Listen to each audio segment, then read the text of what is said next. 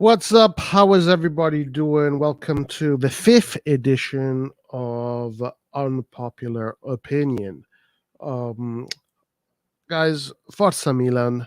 We're in a semi-final after so many years.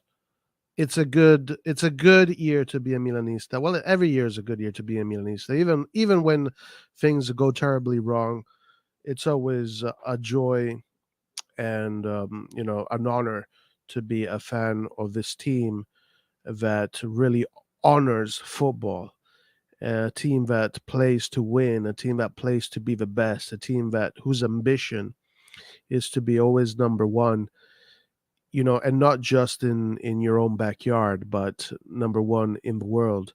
And these are very honorable things, in the world of sports. It is something that I, as a competitor, appreciate. It is something that it is one of the reasons why I love sport is the spirit of competition and always wanting to be the best. So Milan honors this side of the competition.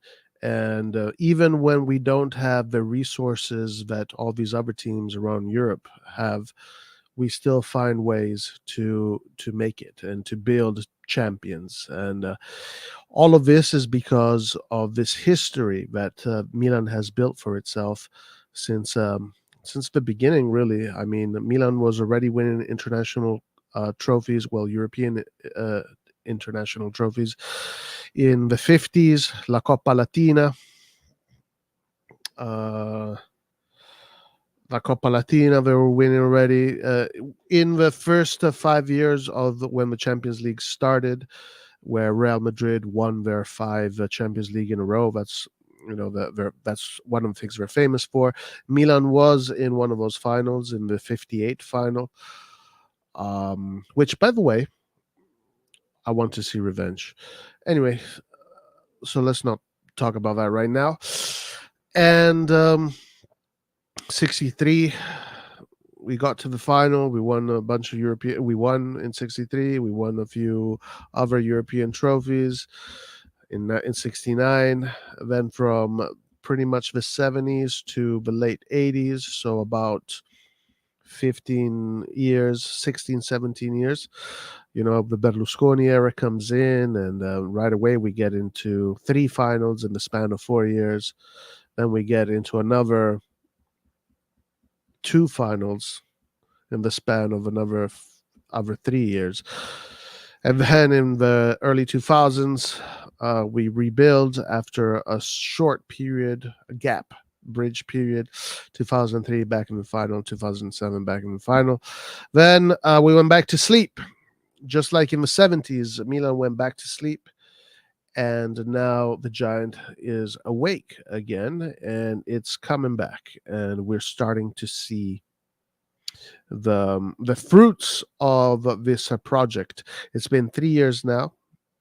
It's been 3 wonderful years, and I love how Pioli pointed out in his interview after the match, how he pointed out that that game against Rio Ave was, such an important moment in the growth of this team, and it is true that game was absolutely, it was telling.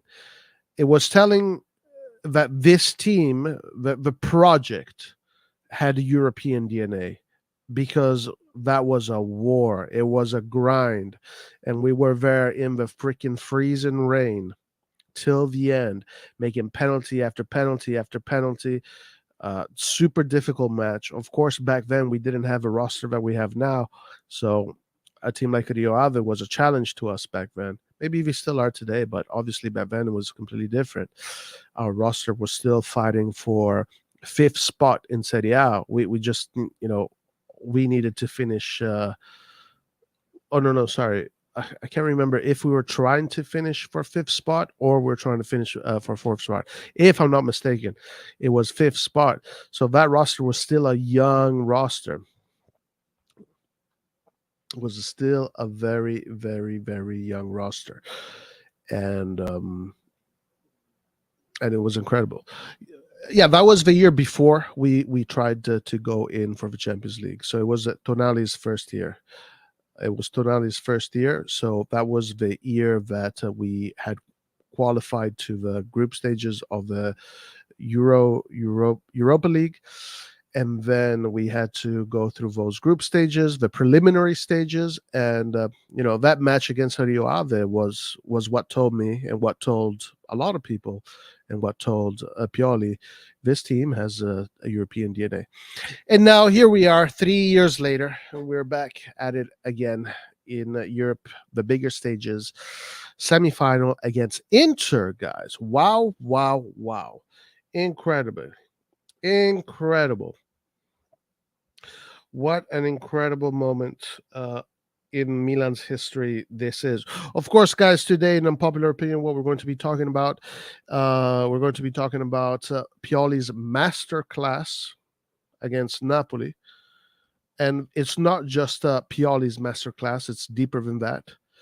We're going to be talking about the Serie A in Europe this year. We're obviously talking about Inter and their game against Benfica. And we're going to be talking about the possible two other finalists that we will meet. And then we are going to finish off with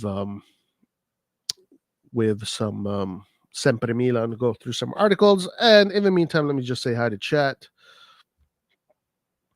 Forza Milan, Any Maniac, Giordano, what's up? Forza Milan, Antonio, let's do it. How you doing, my man? Forza Milan, very tough games coming up. Let's stay focused and give Maldini the 100 million for the summer.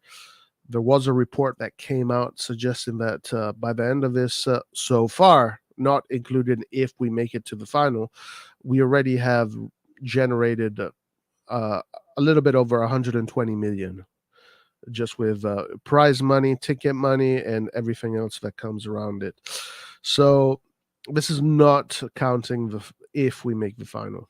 I believe if this is the report I saw today. I'm not 100% sure if that is correct, but I believe it is. Forza Milan AJ, who wants a snakeskin leather boots? Ciao, Aziz. How you doing, my friend? We had just got 6th place. Yes, yeah, that's right. That was the year we qualified to the Europa League.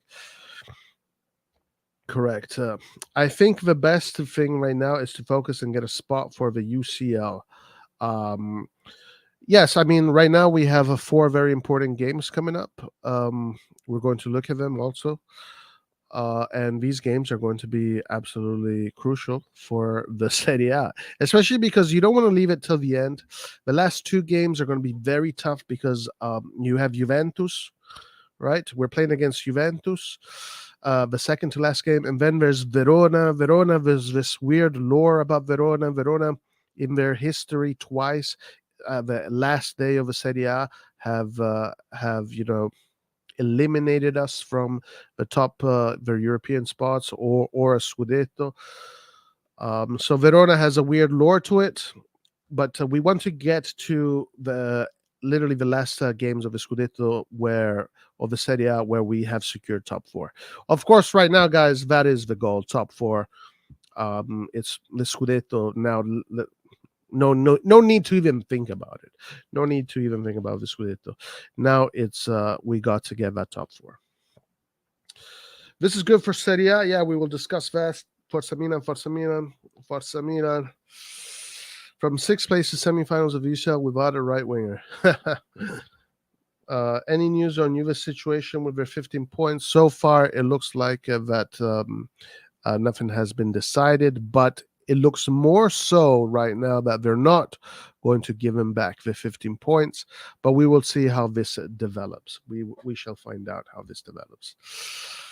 Anyway, let's talk about Pioli's masterclass. Let's get this show started. Yes, it was 100% a masterclass, and we saw that against. Honestly, I'll tell you something. I'll be honest. I'll be 100% honest with you. I never for a moment felt that we were going to lose this tie. Not for one moment. The moment I saw that, for example, in the game against Empoli at the San Siro, Pioli was doing all these turnovers especially coming from that beautiful victory against Napoli. He was doing all these turnovers, and to me, that told me, okay, Pioli is thinking about Napoli. He's not thinking about Empoli, and that is right there European DNA. That right there is Champions League DNA. It's like, okay, the priority right now is not trying to beat Empoli, with our best players. The priority is trying to get to the Napoli game, the first tie, with 100% fit team. So that right there is the Milan European DNA at work. And I was looking at Napoli instead. They played against Verona, I believe, that game, and they won. Even though we didn't play great, they did win. No turnovers whatsoever. And right there, you can tell, okay, this club does not have European DNA. As a matter of fact, guys, look, this is an important stat to consider. This was the first time in Napoli's history to ever make a quarterfinal in the Champions League, right? A quarterfinal. So imagine the huge difference when it comes to just pedigree and the different footballing institutions that one is Milan and one is Napoli, and it really you could really see the difference right there in how Milan prepared a Champions League game and how Napoli prepared a Champions League game. Even though Napoli has already won the Scudetto, they still didn't do those turnovers, right? That is the club of it. Just tells you that the club, the philosophy, does not have that DNA gene. They don't have a European gene. For Milan, even if it risks top four, yeah, they're looking at the Champions League. They're looking at their museum. They're looking at all the pictures in the corridors of Milanello with Baresi lifting the cup, Mauro Tassotti lifting the cup, Cesare Maldini lifting the cup, Paolo Maldini lifting the cup. And we're looking at who they have ahead of them: Napoli, maybe Inter or Benfica, maybe whatever other teams they have. They're looking at this and they're salivating. Milan is salivating because they're seeing that there is a path to go all the way till the end. And there is zero chance that a squad like Milan would ever pass on an opportunity like this. So it was pretty clear to me that this tie was already over before the game. It was over already when Pioli prepared Empoli, thinking about Napoli, and Spalletti prepared Verona, thinking about Verona. That's when it was already over. And then, the game, Pioli masterclass. He got his team, his first 11, at the best of their fitness right now. Our best team is available right now. The best 11 that Milan can put on the pitch was available for this tie. Both ties, right? Our best players were both available for the pitch, and also our bench was good. I mean, as far as fitness goes. So it was in the management, in preparation, in timing, and the mentality that the team was transmitted to the team. Perfect, absolutely perfect. I don't give all of this to Pioli, though. I really believe that the difference maker in this club is the club in general, and it is the DNA of the club. But every ship needs a captain, and the real captain at the end of the day is the man that is directing, the director of sports, Paolo Maldini. You have a man that has been in 8 Champions League finals, a World Cup final, a Euro final, won tons of trophies.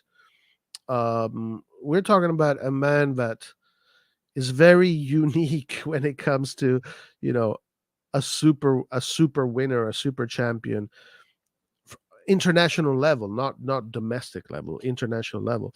So when your director of sports is Paolo Maldini, obviously the advice that he gives you, the what he transmits to you through his words, through his presence, and the responsibility that you need to have because Paolo Maldini is your director of sports, it's this combination of things that really helps us or helped us this year in the Champions League against this Napoli side.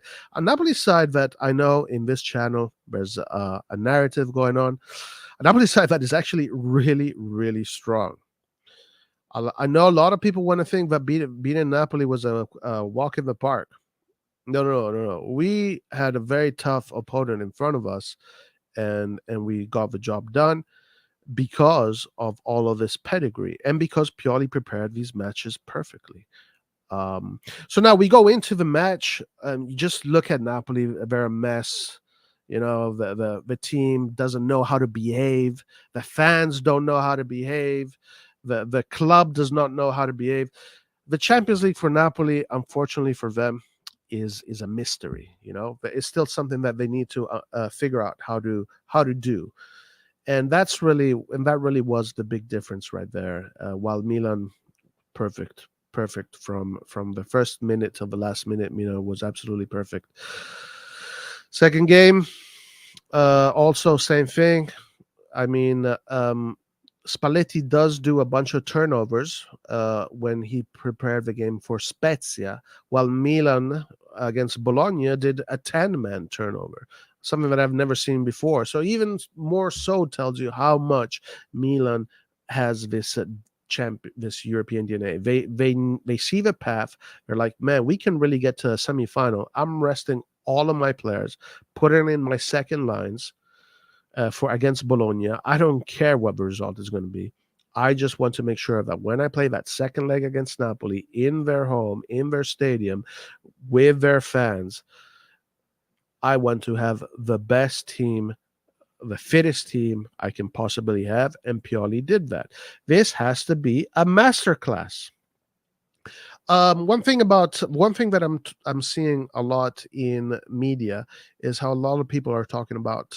Well, not a lot of people. Some people are talking about how Milan played this defensive game and how Milan can't play against top European level teams, or because of how they played. Right. The thing is this, guys. I mean, you can't. You have to adapt to who your opponents are. If your opponents are better at holding the ball than you play a certain way. If you're better at holding the ball than your opponents, you play a different way. It's not a matter of pride. Only idiots think this is a matter of pride.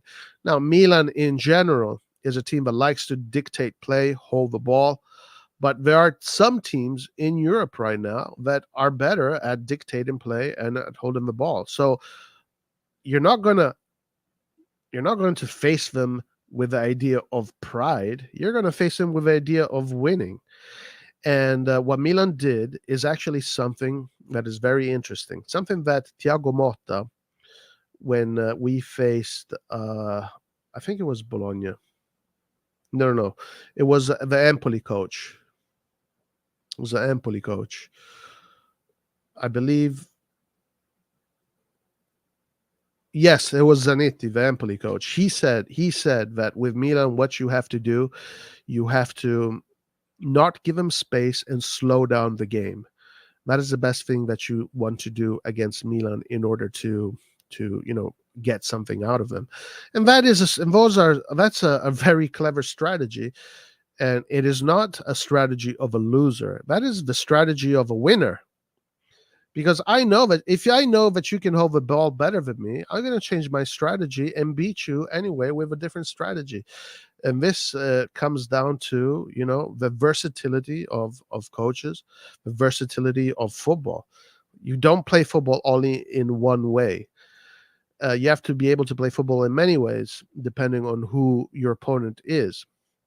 So, being in Serie A, being in Italy, where tactical versatility is just the normal thing, it is easy for Milan to adapt and play against a team that holds the ball better than you. All they got to do is just close down the spaces, double up the difficult players the difficult opponents, slow you down, and then Milan has perfect players for counterattacks. Hernandez, Leao, Brahim Diaz is a player that loves to collect the ball from the midfield and run with it all the way up to the top. So, it's perfect for Milan to play this way against a team that holds the ball better than you. So it is what it is. I, these guys are stupid to think that you're not a big team or you're not capable of playing against the big European teams if that's the style you play. I mean, whoever said this, the problem that I have with football in general, with fans, and even pundits, is that people have a goldfish memory. Real Madrid beat Chelsea, Man City, and Liverpool playing that style of football, and PSG last year, and they won the freaking Champions League playing that style of football. And it's not because they wanted to play that style of football; it's because they had to play that style of football. They had no choice, because against Man City, if you don't have players, Man City is going to hold the ball more than you are. So what are you going to do? You're just going to open up and give him the space a day between the defensive line and the goalkeeper? That's stupid. That is stupid. You hit him. You close down the spaces. You make sure that their best players don't play clean football. You just dirty their football. You make their football. You smudge their football. And then you catch him on the counterattack. You think a player like Leao can't catch the defenders of Man City? Who are these defenders of Man City? Are these gods? Are these fucking gods that we have to fucking kneel to? They're normal defenders. And the midfielders also. I mean, they're good with the ball, but without the ball, if you catch them into space, what are they going to do? They're going to just concede goals. So, of course, you have to play a certain way against these teams. It's the fucking job of, it's why coaches are paid so much to figure out how to play against who and when. The thing with Milan in Serie A is that Milan holds the ball better than most teams in Serie A. So when Milan plays against Lecce and Cremonese, Empoli, Spezia, Bologna, Monza, blah, blah, blah, the list goes on. There's at least 15 teams or maybe 17 teams that Milan holds the ball better than. Of course, Milan is going to hold the ball and the other teams are going to do what we did with Napoli. And it's difficult. We fucking know it's difficult to break down teams like that. So this idea that in Europe you have to play open football in order to win is false. It is false. Now, I think it is nicer to watch. It's better. It's more satisfying, especially for us Milanisti. It's more satisfying to play that style of football. But regardless of the matter, at the end of the day, what matters is the victory and how well you play that tactic. We played that tactic beautifully. We played this tactic beautifully throughout both games. We defended. It was a defensive masterclass, and then the transitions were perfect. All you need, out of 10 transitions, all you need are 4 or 5 good transitions, and you catch and you can score goals if you take those opportunities.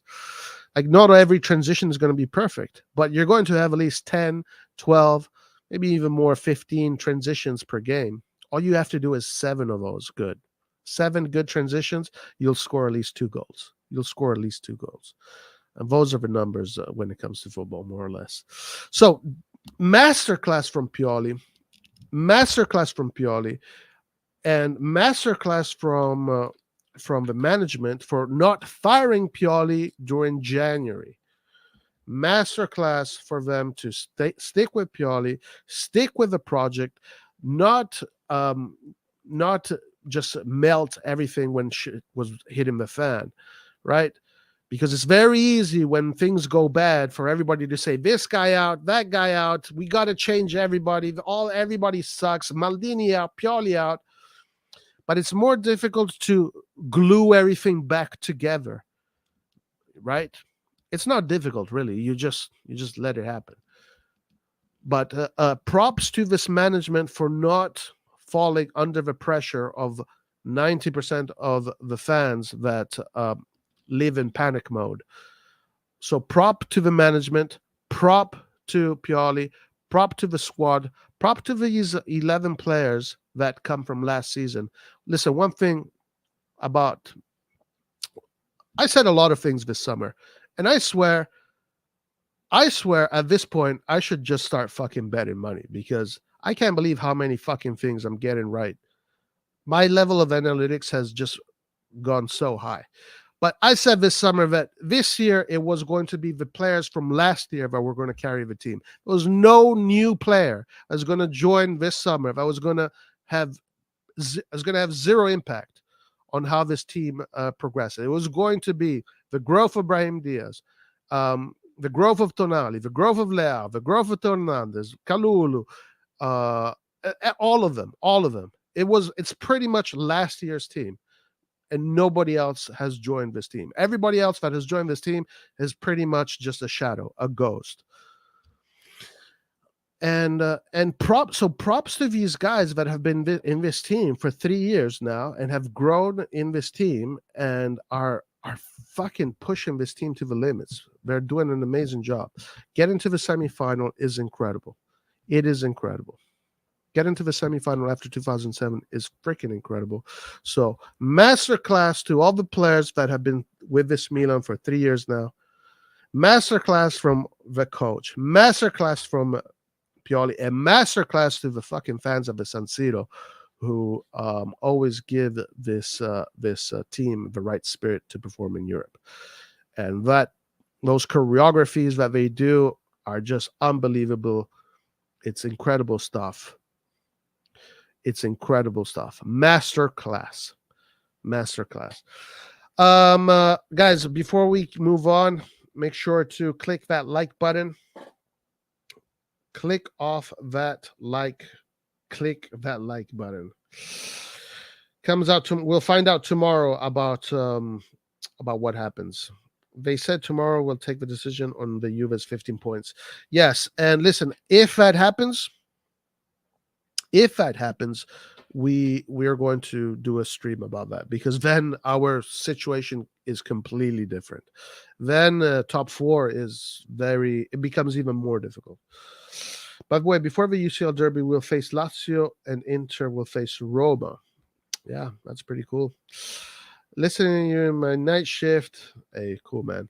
Giroud, let's talk about it. Giroud scores big goals. Listen, okay. So 2 years ago, okay, so for some people that don't know, one of the reasons why I got into YouTube was to get better at analytics.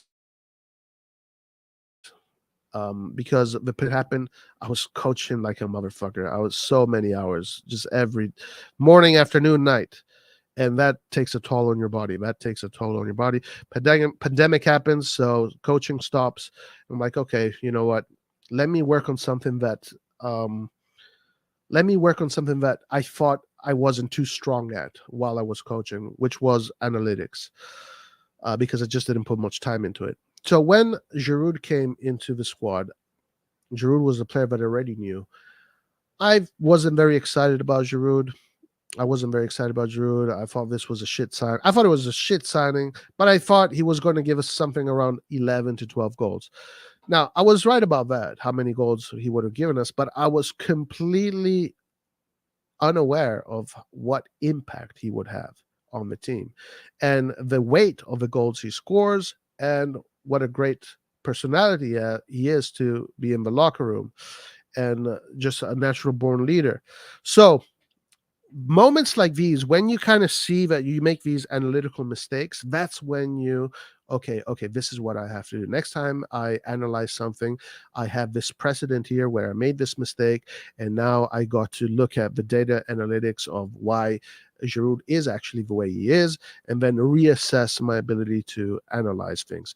And really, that's the key. That's the goal. To when you make mistakes, figure out where did you make the mistake and correct it for next time you're in that kind of situation. So yes, Giroud, top G. You know, we still want more. We won the next Van Basten, but Giroud, top G.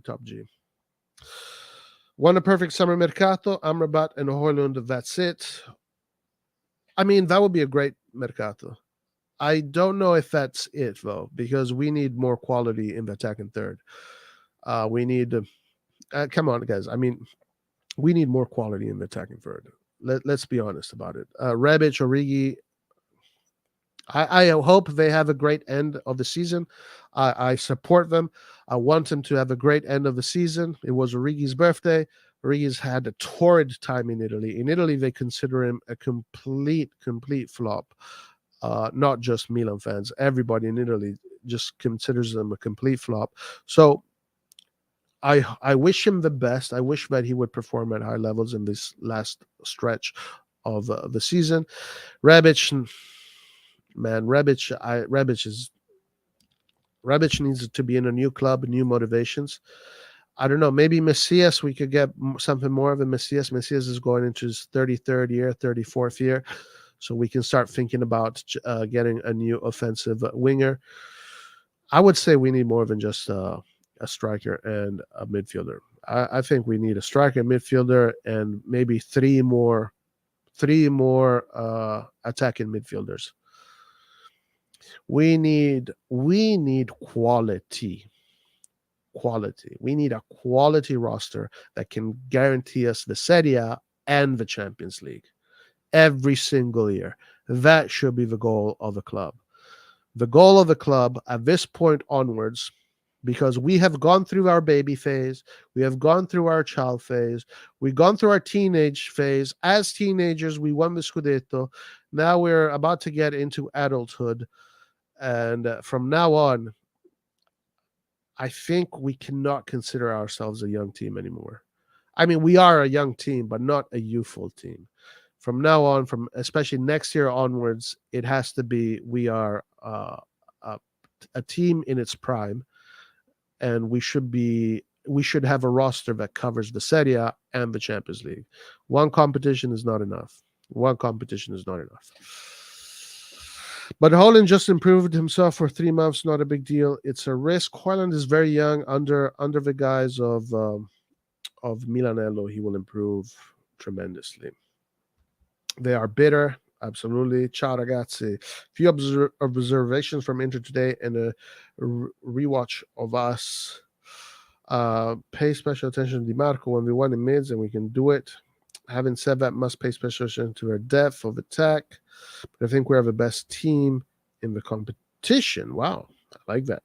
Acerbi is a huge weakness to exploit with Inter. Okay, we're going to talk about that next. UCL semifinal without spending any money and only second year back after 10 years. That's crazy. So true. The idea is, how can I stop you from doing what you want to do and then playing the ball I want? Yeah, that's it. That's chess, guys. It's chess. Chess, it doesn't matter how you win a chess. What matters is that checkmate. That's the only thing that matters. Every winner must harness and master the dark arts at some point to win ugly and dirty. We can do this, proven. Absolutely. As an Italian club, it's easy for us to do stuff like that. Chelsea and Real Madrid, last two winners, won it without the ball, low box, and suited. Yeah, exactly. Because, I mean, when your opponent is a team that likes to hold possession and keeps the ball, they do that because they have the players to do that. So you change the way you play. You change the way you play. Roy is off the charts with predictions. My predictions have been very good. Yeah, my predictions was this year of Salamaker, but I'm content with Diaz and the refunding of Calabria and Chiara's form after layoffs. I want Ali on the UCL list and Balotren and Ibra off. Yeah, Ibra is not on the UCL list. Origi is a pariah, but good for it. I was thinking about Origi, guys. I know I harp on Origi a lot. Listen. Let me disclaimer. Origi is a guy that I respect a lot because for different reasons. First of all, when I heard him with his interview at Milanello when he just joined the club, this guy is he seems like a very smart dude. Like, he's not like an idiot, He seems like an incredibly smart dude. And he seems very cultured too. But one thing about Origi is that he was on the bench at Liverpool last year. He made it to the final. This year is at the bench on Milan. Liverpool is out, and now he's in the semifinal. This man not only is a professional hustler, but he's incredibly blessed. We need a left back too. Yeah, that's a good point. We do need a left back too as well. Yeah. Imagine Giroud and Leao renew. Giroud did renew today, I believe. Please, Rafa. Please, my man. I beg you. CDK did not improve. CDK will improve later on. Later on. Aziz, he went from great eyebrows and bad haircut to great eyebrows and good haircut. What are we talking about? CDK. Football is about tactics. It's about knowing when to move forward and when to be conservative, and Milan did a great job of balancing that. Yes, Tito. That's absolutely 100% correct. Football is about reading the moment, adapting, knowing when to go forward, knowing when to go back, knowing when to push, knowing when to go sideways. It's the ability to manage every moment at its best capacity. CDK gets a year to settle. I don't forget Tonali year one. Well, Tonali year one was better than CDK's first year, but yes, 100%. He needs to settle. There's a lot that needs to happen with CDK before he gets to be the CDK that we want him to be. Guys, let's talk about Inter. Inter. First of all, let's talk about Serie A, actually, in Europe. I was watching this Inter game against Benfica. Now, Benfica is considered to be this super team coming from Portugal.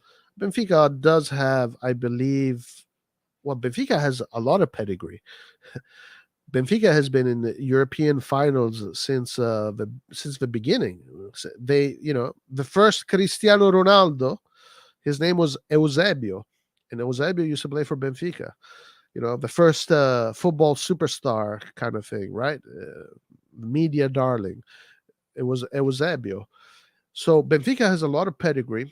You never underestimate Portuguese teams, never underestimate Benfica, never underestimate Porto. But let's talk about how when I watched this game, Inter just looked like a superior team all around. Now, of course, Benfica, being a Portuguese team, it's a technical team. They will hold the ball. They'll create chances. But all around, Inter looked like the superior team. When it came to decision-making, when it came to physicality, when it came to tactics, when it came to holding the ball, when it came to being creative, when it came to everything, at every level, Inter was superior to Benfica. And yet when we look at Inter in the Serie A, they struggle like hell against Empoli. They struggle like hell against Lecce, against the small to mid level teams. They struggle like hell. This tells me that the level in Italy has gone so high that when you go and play against these teams in Italy and you struggle like hell, then you go and play in Europe and it's easy. This tells me how high the level has become in Italy.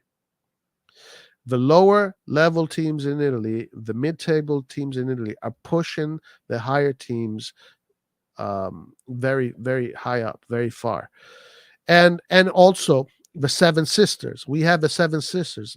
I mean, Benfica in Italy would be one of the Seven Sisters, right? So in Italy, like, the competition between Lazio, Roma, Napoli, Atalanta, Juventus, Inter, Milan, Fiorentina is just crazy. It is crazy.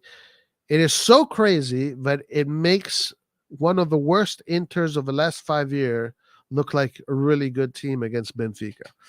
That's how fucking high the level of Serie A is right now.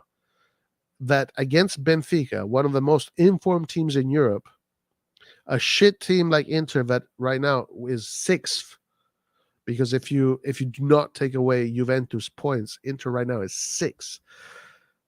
They actually look good against Benfica. I stay another thing. This was another prediction I had this year because I had done this calculation. I calculated very well that this year was going to be a very good year for Serie A, and it was going to be the beginning of a new cycle where Serie A starts to become a protagonist in Europe once again. I still think that the EPL might have something a little bit more, when it comes to its overall league. I don't know, but I think we're really close. Maybe Italy is more than the EPL. Actually, I don't know. Maybe I don't know. As far as Spain goes, Spain is just two teams, and that's it. Everybody else right now is very poor, very poor. There's not much activity going in Spain. I think Spain right now is going through a downward cycle.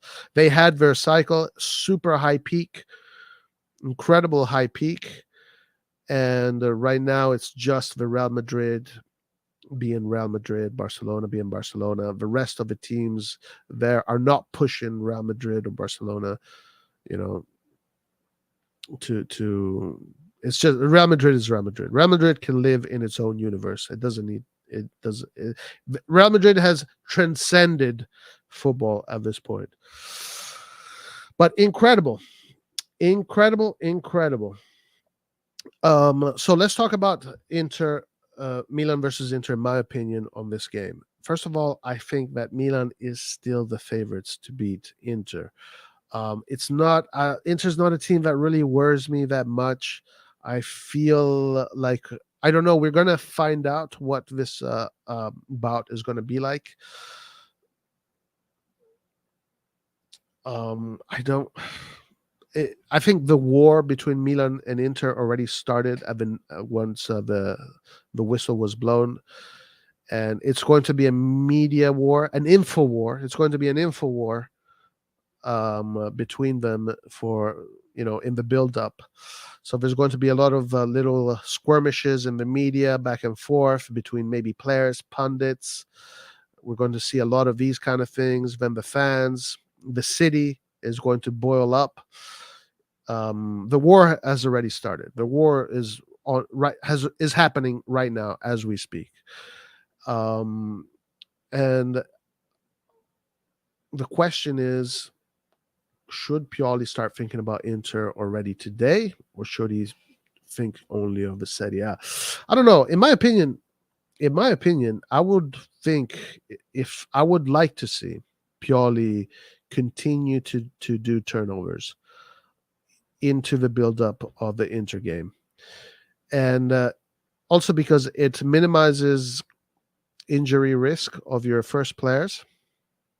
And it also gives minutes to your second lines, who we will definitely need, because the Inter game, the first game, we have a lot of players that if they get a yellow card, they're missing the second game. That second game is going to be crucial. That's going to be the crucial game. Luckily for us, the second game is going to be a home game. It's going to be a home game, so the whole stadium is going to be on our side. The first game is going to be an away game, so it's going to be mostly Inter fans.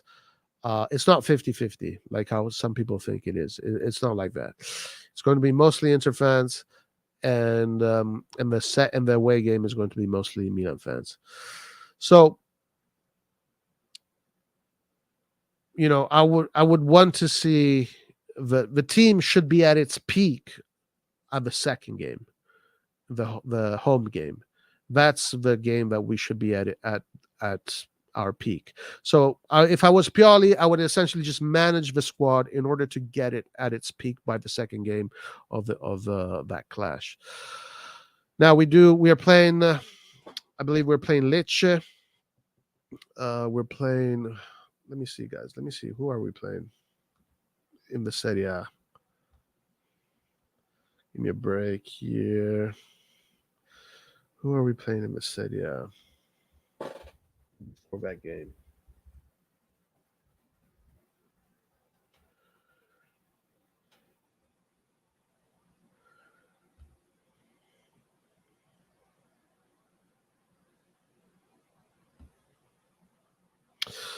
Yeah, Giroud renews his contract. Okay, here we go.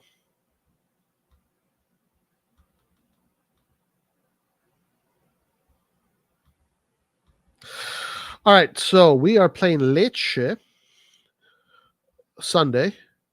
Then Saturday, we got the whole week. We got a whole week off. Great. So we got a whole week off where we don't just training. So if a team can rest, then we play against Roma. And what happens after that? Then we go into May. May we play Cremonese, then we play Lazio, and then here I believe after the Lazio game we play Inter. So we're playing the two Roman teams. Yes, it's difficult. This is difficult because we have to also secure the top four, and if we can beat Lazio and Roma, top four is secured. Top four is secured if we can beat these two teams. Honestly, if we can get 12 points, Milan should focus on getting 12 points out of these four games. If we can get 12 points out of these four games, top four is sealed.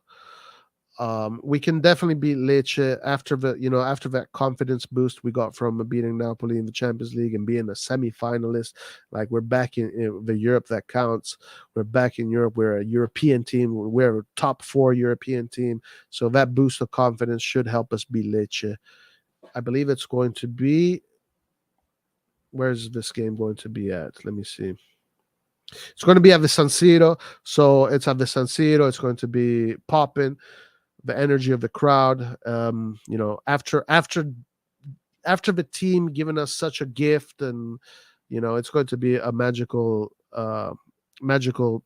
atmosphere in the stadium. So we have to be Lecce. I don't think we need to do. We should probably do a little bit of turnover, but it doesn't have to be crazy. We do have a week in preparation here. So hold on, let me see if the turnovers are necessary, because we can play against Lecce with almost our best team, but then for Roma we can play. We have a week in between the games, so we can definitely go. We don't need to do any turnovers there. We can just play the best 11, and then 29, 3rd of May.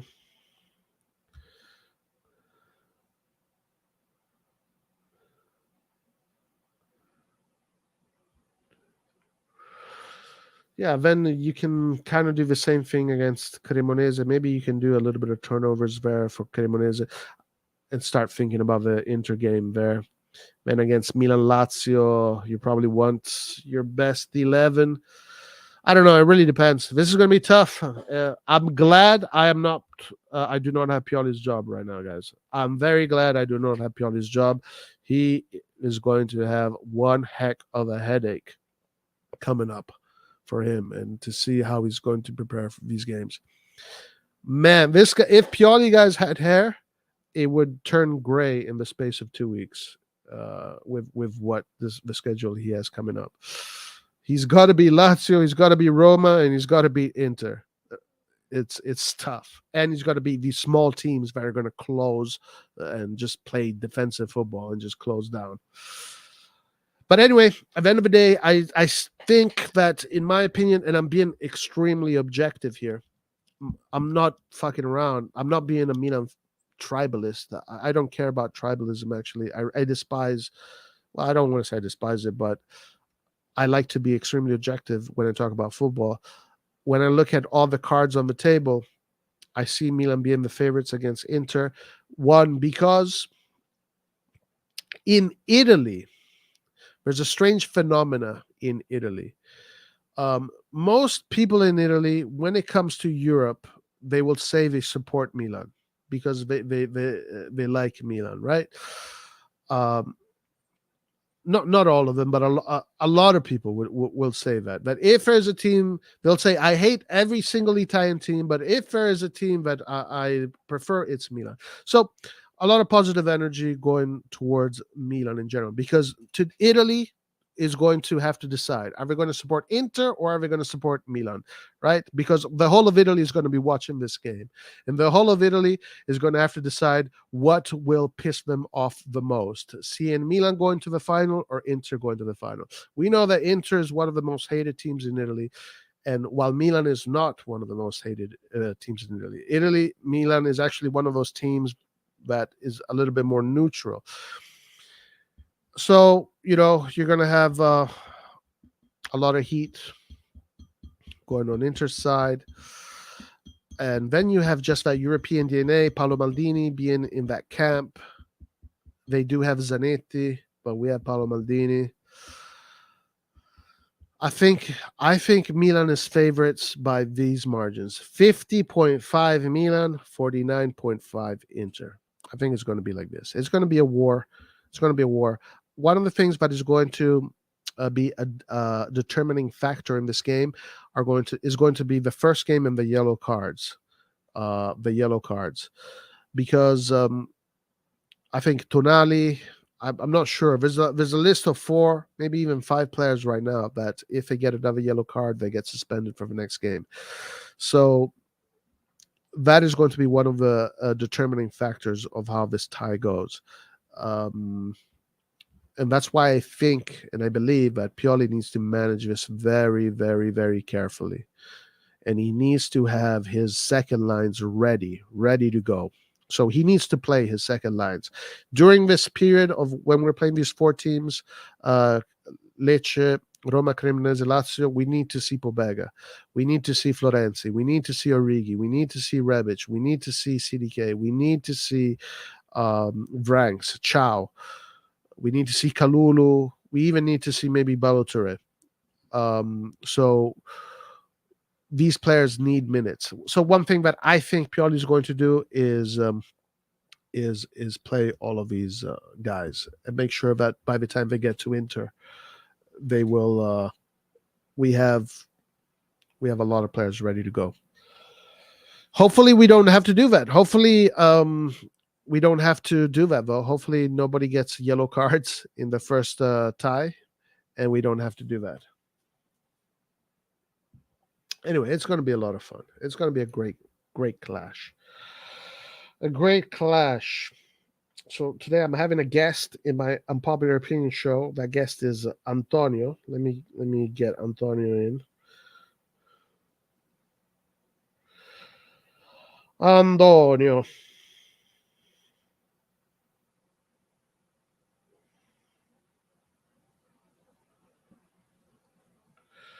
Give me 1 second.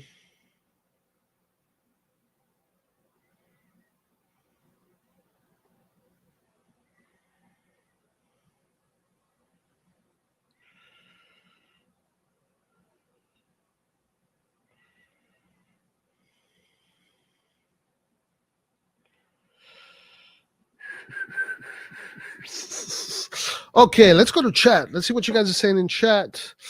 We'd love to get to the San Siro before we leave it. Yeah, that would be great. That would be great. I hope I do too.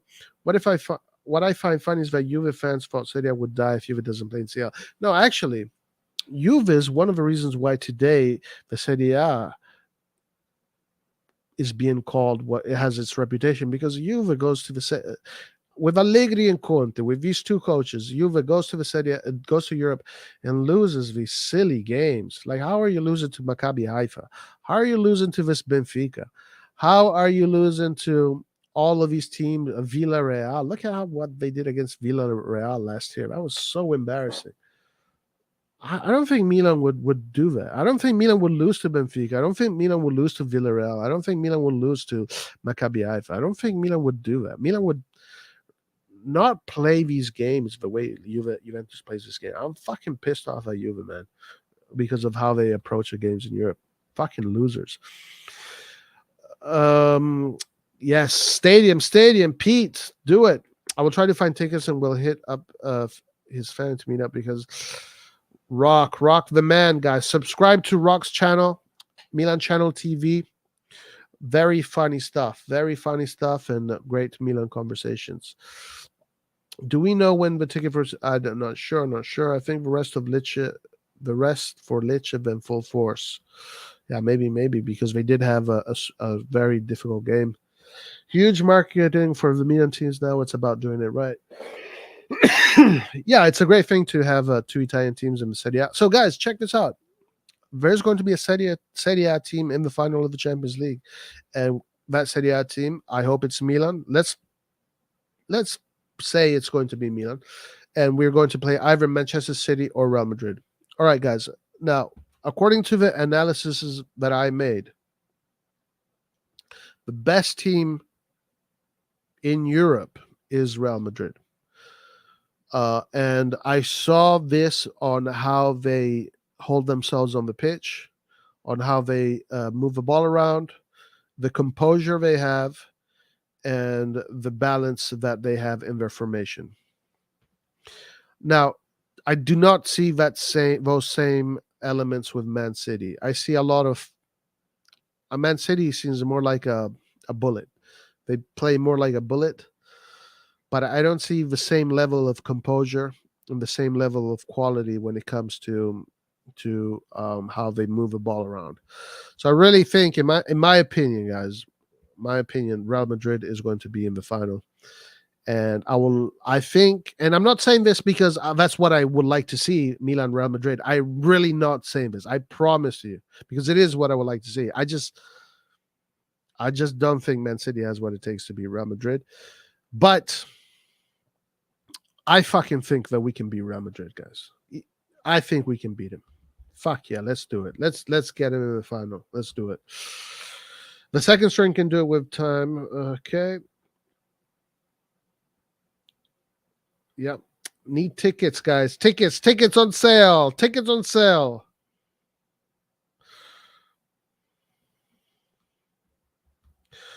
Maybe I'm going Lazio game before as well. That'd be great. That'd be a nice game.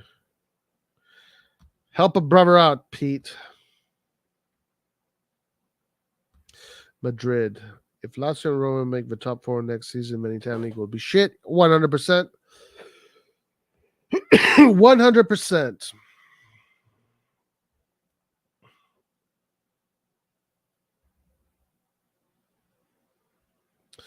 All right, let's go to Sempre Milan. We're almost done for the day.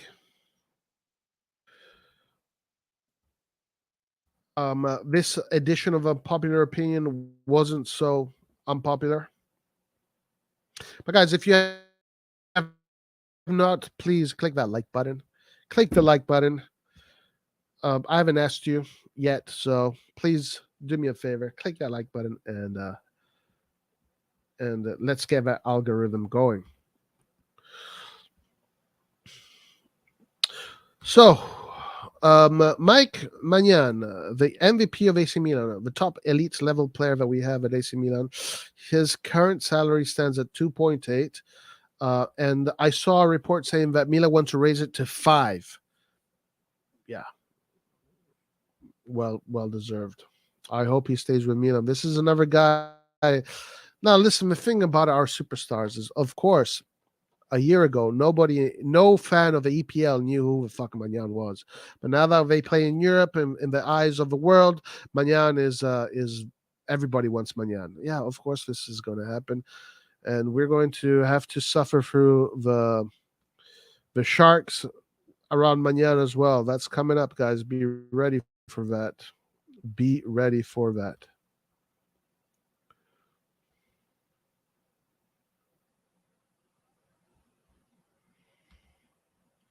I think the unpopular opinion over the last few weeks was the only Milanisti rate Calabria Salamakers over Krunic. Guys, Calabria has the Coverciano in him. You know, he plays like a Covercianista. Tough motherfucker to go. You know, like when you ask these guys that went in and out of Coverciano since their teenage years, one of the things you learn how to do is to defend properly, you know. So Calabria's got everything you need to. He's got everything he needs in order to play in a top level team and do what he's good at in a top level team. Same thing with Salamakers. Salamakers is going to be such a beast, guys. When look at Salamakers. What is 23 now, going into 24, I believe. Krunic is 27 going into 28. So, you know, the development of Krunic has been absolutely fantastic. But Salamakers, when he's 27, this guy is going to be something else, guys. He is going to be something else. A lot of our players still can't grow beards. Remember this. A lot of our players still can't grow beards and still have their voices still crack here and there. So, you know, remember that we have a lot of kids in our team, but not anymore. They're growing. They're growing. All right. So yeah. So the Magic Mike Manyan thing is interesting. Let's see what Ancelotti says. Ancelotti says it's great achievement for AC Milan. Although we must congratulate Napoli on having an extraordinary season, the ideal would be to meet Milan in the final, even if the road is long. History counts in these competitions. The shirt weighs, and it's no coincidence that Milan and Real are the ones who have won the most. Real Madrid's domestic, blah, blah. We don't care about that. Carlo Ancelotti, 3 Italian coaches in the semifinals of the Champions League. Simone Inzaghi, Pioli, and Ancelotti, and then Guardiola. So let's see who comes out of this. Obviously, the media, the pundits, the bookies are probably going to give it to Guardiola. At this point, the bookies probably think that Man City are the favorites to win it all. Second, Chelsea. Second, Real Madrid. Third, Inter. Fourth, Milan. So that's what the bookies are saying. I think it's even. I think it's even. I think it's even Steven. It's even Steven. Would I sacrifice Salamakers for Zaniolo? No, because Salamakers is not the same kind of player. I would say maybe Messias for Zaniolo. I think that is more of a better exchange. Salamakers is more like a player that you can use in different roles.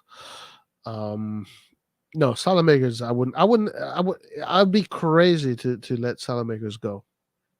Salamakers is too important for this squad. Too important. Messias, on the other hand, I think he can be, replaced for a next upcoming hungry offensive winger like Zaniolo. Yeah, so I would say Messias for Zaniolo, but not Salamakers. The exchange wouldn't make sense. It just wouldn't make sense.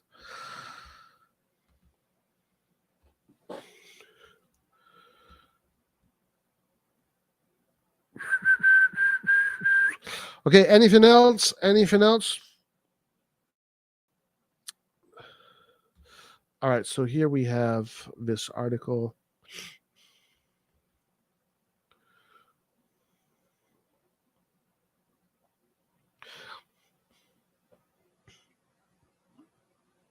The council chamber is set to meet on Thursday night instead, and that could be followed by an announcement on what will happen in regards to their alleged capital gains violation. So Thursday, we are going to find out. Tomorrow, we're finding out.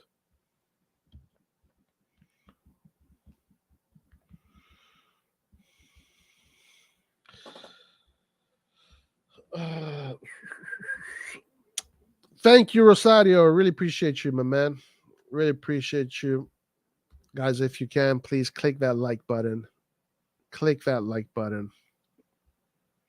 I'm talking about their prices. It would be similar. No, I look at I look at their tactical value rather than their financial value. Financially, I don't know. Honestly, I don't know. I really don't know. I wish I knew. What's up, Antonio? How you doing, my man? Hey, Roy. Hey, guys. I'm doing great, man. I'm really busy because the semester is closing, but I've been motivated by Milan, and I've been super excited these past few days. I couldn't join yesterday because I didn't. First of all, I didn't. For some reason, I didn't get a notification that you guys were on, and I also had some stuff to do in the afternoon. But yeah, I mean, I did. I made took the time to watch the game yesterday in between classes, and I'm very very happy with how it went. I'm actually like it's just hitting me now that we're in the semifinal. I'm a little emotional, man, especially after when you were talking about Rio Ave, and I was just thinking back because when that happened, when Rio Ave happened, that was like the it was in, I think it was in either August or September. It was in the qualifications. I think it was in probably August. That was actually the first RossonARI TV video that I saw. It was the Rio Ave penalty reaction. And it's just crazy because that stuff like doesn't like leave your memory. because when I was watching that game, like I was it was actually, if you haven't seen it, I mean, I'm sure everyone here has seen it. Like it's probably the craziest penalty shootout ever, but I'm just thinking back to the players we had and a lot has changed, but the core has remained the same. Pioli, we saw a young Tonali there, Benacer. We lost a few players, but Ibrahimovic is still here. Brahim Diaz was there. Yeah, Salamander scored in that goal in the game. yeah, he scored a nice goal. Ibra scored. We have the three people that left our team that we don't want to talk about, but for the most part, we had some core players like Taylor Hernandez, and we were kind of emerging. And the fact that and then reflecting back to these past few years, it feels like time has flown by. Honestly, maybe because of the pandemic, but it feels like that was yesterday, but it's been a few years now, and where we've gotten to this season is pretty great. Honestly, we won the Scudetto last year. I wanted, we got to reach the 20th Scudetto eventually, but after winning the Scudetto last year, I would definitely rather be in this position. I mean, because I haven't really experienced much of this. It's been such a long time. Um, I was very young for the first two Champions League victories in the 2000s for us, so I don't really remember them too well. Um, and so this is just insane. Actually experiencing this again, being this far in the tournament. I've been talking to a lot of people. It's just crazy, man. I don't, especially, and not only that, but I never thought that I would also be able to experience a derby semifinal too, because I've heard so many stories about um that 2003 derby semifinal and the anxiety. We've talked about it on this channel too, and I'm already feeling anxious for those games. So I don't even know what to think, to be honest. This is unbelievable. It's just the fact also that we've kept improving and we've reached this stage. I mean, I wanted to address this point because before the season had started, I'm an honest person, even though I get a lot of abuse for it on this channel because I admit when I'm wrong. I would have never thought we would have made the semifinals. Some people on here did, and I don't know if they were just doing it just to get views or whatever, but fair play to the people who said that. Um, you know, I wasn't sure to believe in heritage. I mean, I've seen Real Madrid do it a million times, but I didn't know if the young players could dig deep and be able to, perform. And I know you would disagree with me, Rob, but let me just finish my point. But for the young players to do what they did after the Tottenham game, I was thinking yeah, we did it against a team that's fairly good, but it was a little bit shaky. I wasn't sure if we had it in us, but then after watching the performance against Napoli in both games, it was such a professional performance where Napoli is a fantastic team. They're unbelievable. I mean, in both legs, they came out with so much energy. The fact that we were able to weather those storms, and yes, I mean, ideally, in a perfect world, we would play we would have the quality and the fluidity to just outperform every single team. But realistically, that's not how it works. And the fact that we're able to go out there and be professional like that, with Pioli with tactics nailed on 100%, all the players showing maturity, even the growth of players like Krunic, all the players on the team, even Messias when he came in, the way he tracked back and defended everyone, Calabria, the way everyone was locked in was unbelievable. I was shocked at how much we improved, because thinking back, we could have easily gone and been scared and timid and gotten overwhelmed by the intensity, but we were there being such a mature and focused team, and we did what we had to do in both legs. So we basically proved that we were the smarter, more experienced team. We didn't get frustrated. We knew what to do. Teo Hernandez's energy, against Lozano and other players, that just shows you that the mentality has changed. Because before, in Europe, we were still kind of shaky and fragile sometimes, but the way that we approached this game was great. I don't know if if it was a bit easier because it's another Italian team. Maybe when you play against a Real Madrid or something, they have crazy mentality too. Maybe it's a bit harder, of course, right, in terms of the mental aspect. But in terms of the quality that Napoli had, I think we definitely didn't have an easy path, man. Because people are saying that this side of the Champions League is so much easier. I mean, let's look at it this way: the first in the round of 16, we played Tottenham. Some other teams were playing, like Club. No disrespect, all these teams are great, but Club Bruges and other teams. So we didn't get an easy, I would say, draw in that sense. And now we got Napoli in the quarterfinals, who have been phenomenal this season, and they proved to be a phenomenal team, and we still weathered the storm. It gives me hope that we can maybe do something this. I don't like jinxing. I don't like making predictions. It makes me confident that we can weather the storms this year and that anything's possible. And the last thing I'll say is Inter, like, I didn't want to play them, obviously, because I'm going to be honest with you, not only is it just stress inducing, but I don't like the way that they play is always like painful, because I feel like against us, the games are, very, very closed and anything can happen. And it's always like a 50-50 against us. So I'm nervous about that. But, and also I don't want to lose because of the bragging rights thing. But yeah, I think that it's definitely in our ability to go forward. And the fact that we're in the semis, like I looked at the UCL website and I'm like, we're one of 4 teams left in Europe. Like, what the heck is going on? That's like, I didn't think I would actually see that anytime soon. So I'm actually so excited. Like, I can't even explain to you, man. Like, it's just crazy to be in this position. Seeing us as one of the final 4 teams with Real Madrid, Man City, and Inter, it's like crazy. So I'm kind of speechless right now. Oh, nice, man. I'm happy you're living these moments and you're enjoying them. I think you deserve to, and as a Milan fan, you deserve to enjoy them. It's part of the history of this club. It's achieving these kind of moments and more too, and more. So I'm happy that there's a lot of new fans that are enjoying these moments and are enjoying Milan the way Milan should be enjoyed.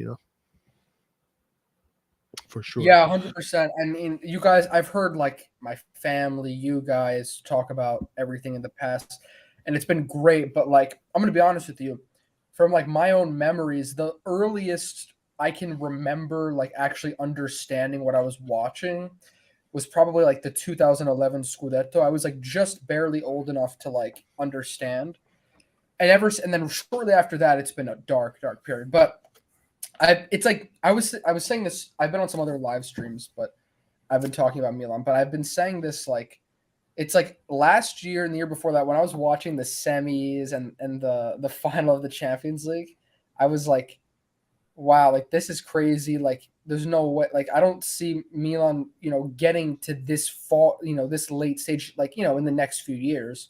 It just seemed like it was on this like I know it's going to sound cliche because I know or like not cliche but like wrong to say, but because we have the history and we should expect to be here, of course. But like I mean, just from you have to understand from my perspective, like I've never seen it before, so it just felt crazy.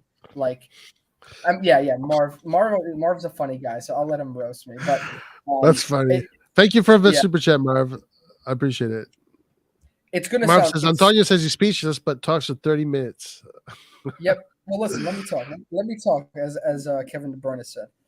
But listen, before I Go move ahead. on, I mean, I didn't. I just weird for me to see this because I've never seen it before in person, and so it's like, wow, we actually can play on this level. Like we actually got to this level. So I mean, that's just Yeah, amazing.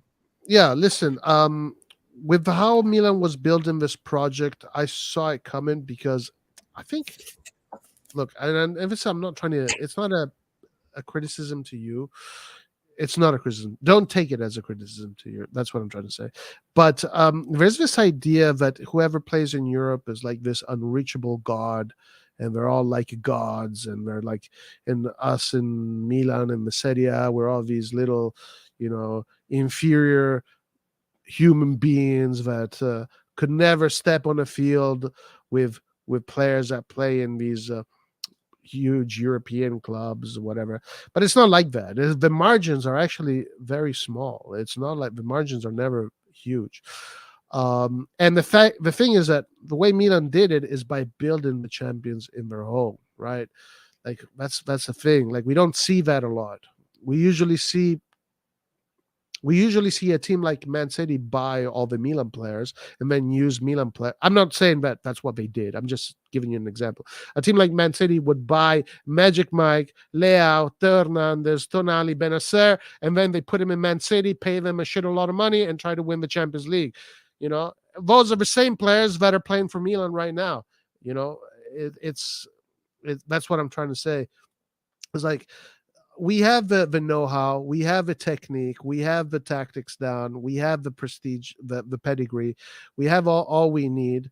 Is just a matter of experience. So that's what we don't have.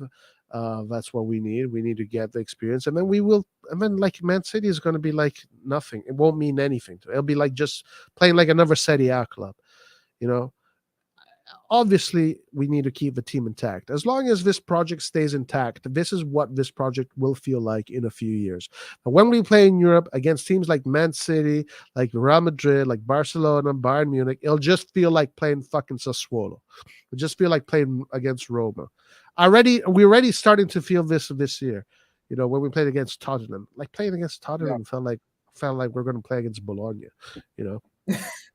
I don't want to be too cocky, but listen. One point to that, and also one thing that I heard that you talked about before that I wanted to just address. On that point, I agree that it's all about experience and we can build confidence. I will say though that let's also be realistic, because we had against Napoli, we had to play.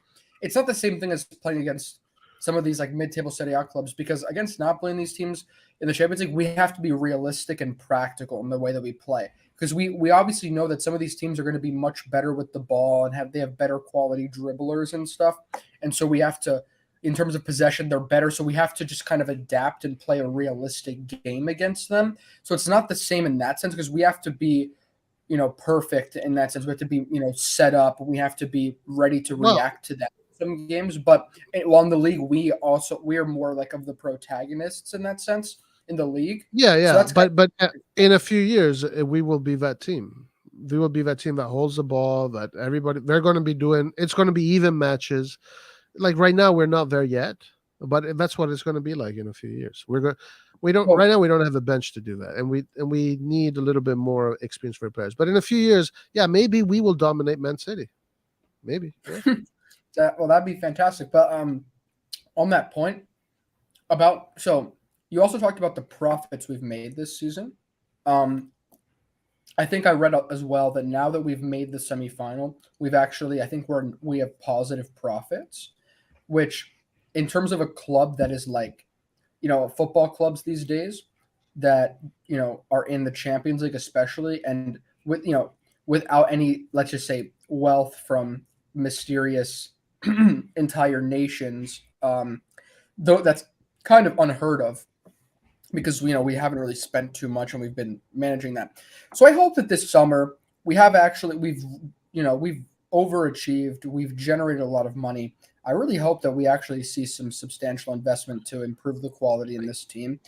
And if we don't, I'm going to be extremely concerned, because when else would we have investment? Yeah. You know what I'm saying? If we don't do it this summer, then there's something broken in our system. And then at that point, what I just said a few minutes ago of one in a few years will be the team dominating Man City, then that goes out the window. There's no way we're going to have a similar market as this previous summer. If we do that, then it's going to be a nightmare. Then we're going to be fighting for top four all year long, and it's going to be terrible. No, this summer we need to make a decisive step towards the right direction. It's going to be a summer of hard goodbyes for some players who are very important in the locker room and have developed great friendships or whatever. This summer is going to be a summer that is going to determine whether or not Maldini's baby actually turns into a man. Because if they don't get it done this summer and start to add some serious quality into this team, then guys, no, the dream will be over sooner than you think. I'm happy we agree. Speaking of agreements, Chunk has a question for us. How do you guys feel about Mason Greenwood and his story? Would you get him for a cheap price if possible, or would you be disgusted to see him in our jersey? Wait, this is Hashtag Chunk? me. What? This is Chunk? Yeah, Wait, what? Oh, because I can't understand the name with that language. So I believe that is Hebrew. yeah. Chunk, yeah, Chunk is asking us a question. Okay, I don't give a fuck about Greenwood. I don't want to see him at Milan. He comes with baggage. I don't know what the story is. Last I heard, he was implied. No, what was it? Something about rape. Wasn't he accused of rape or something like that?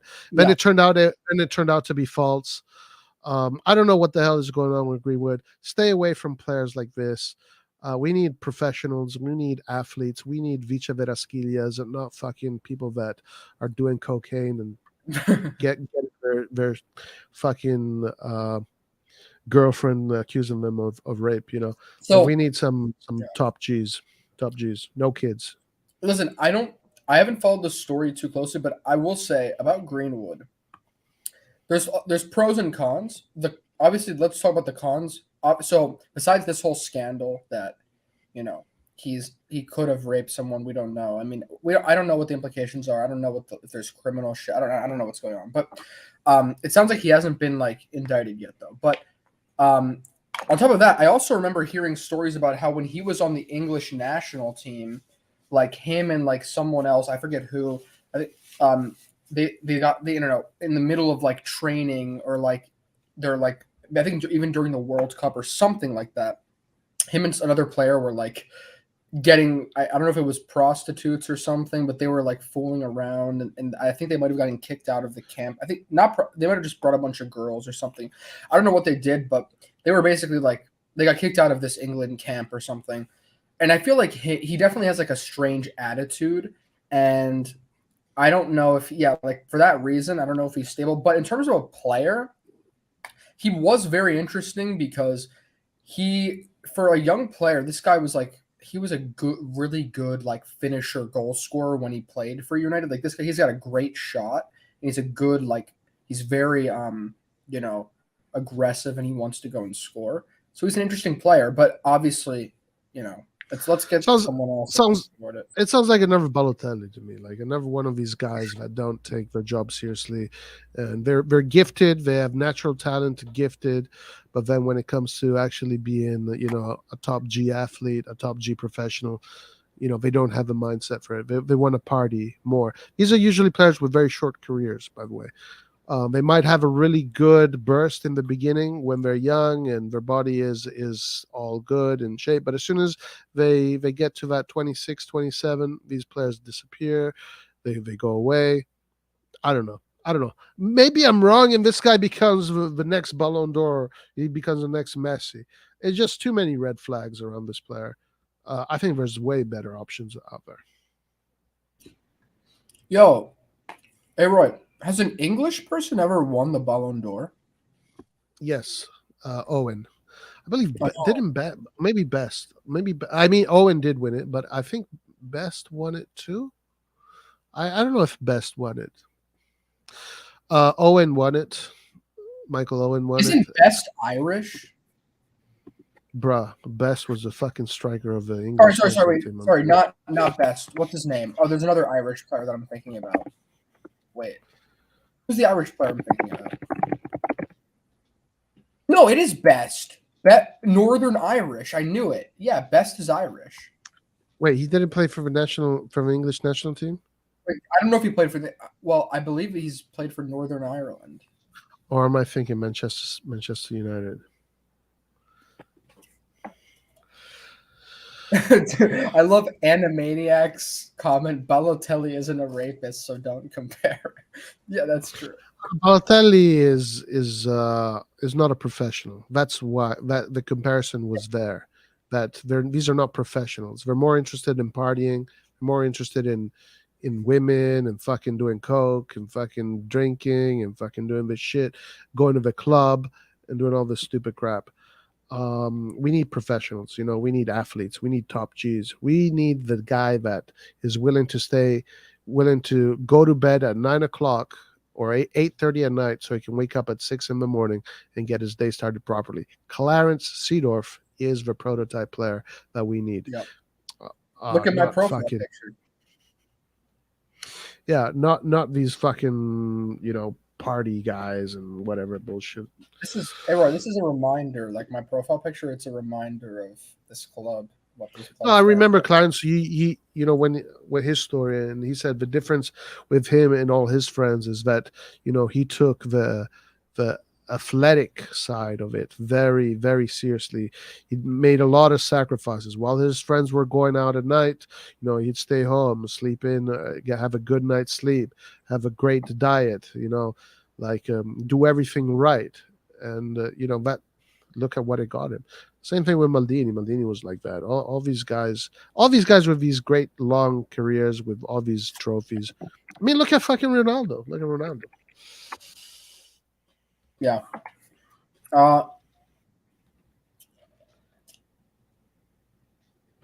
I believe.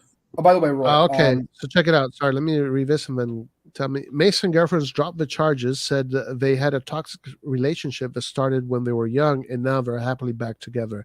These are the facts. Bruh, this girl is just a week away from doing the same shit again. She wants Like, money. what is stupid? They're going to get in a fight over because they're drunk. They're going to go to a club. They get drunk like idiots, get in a fight. Then the next day, she's going to charge him with other fucking who knows what. I'm telling you, that's what's going to happen.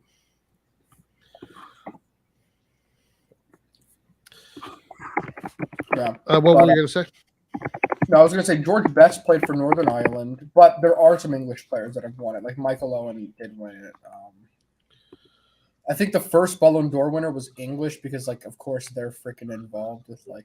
Who was it? Dalgish? I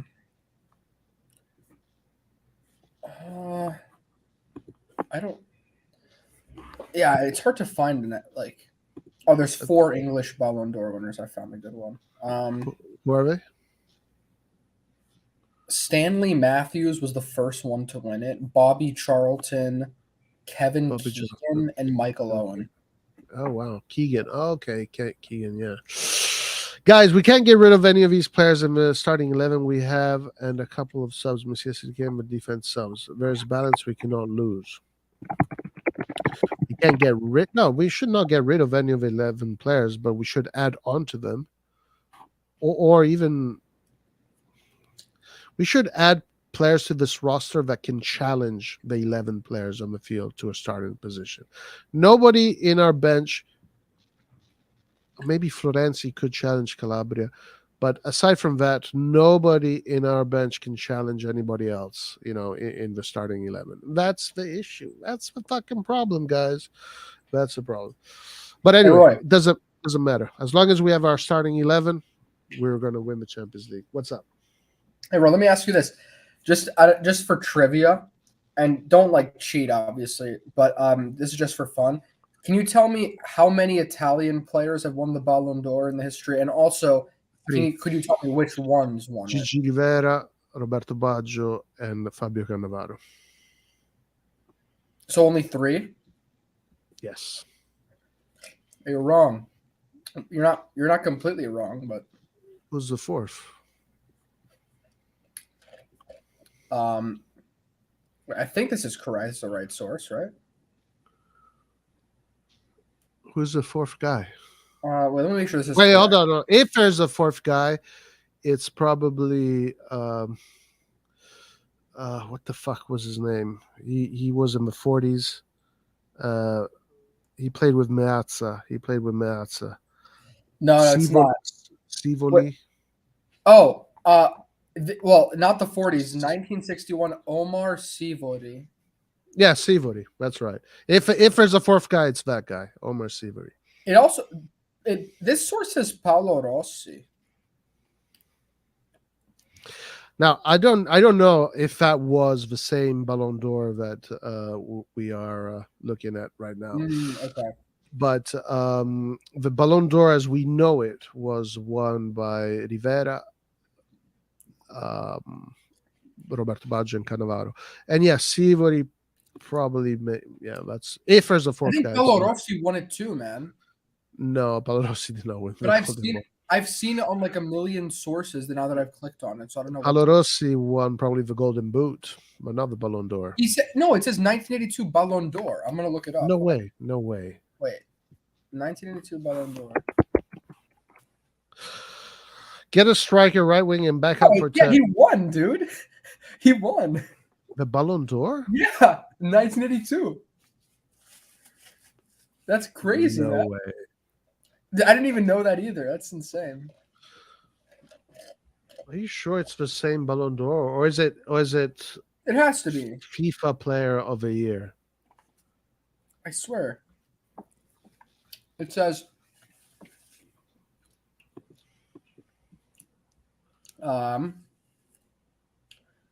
yeah, man. That's list of I'm gonna just look up list of Ballon d'Or winners.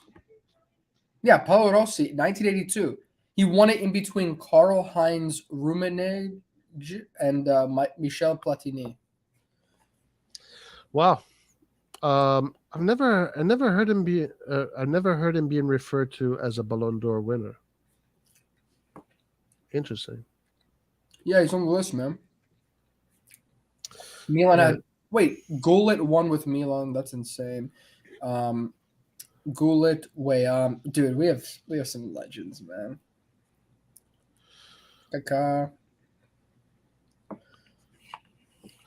Paolo Rossi just had like 5 good games at the World Cup of '82, and he got the Ballon d'Or. That's crazy.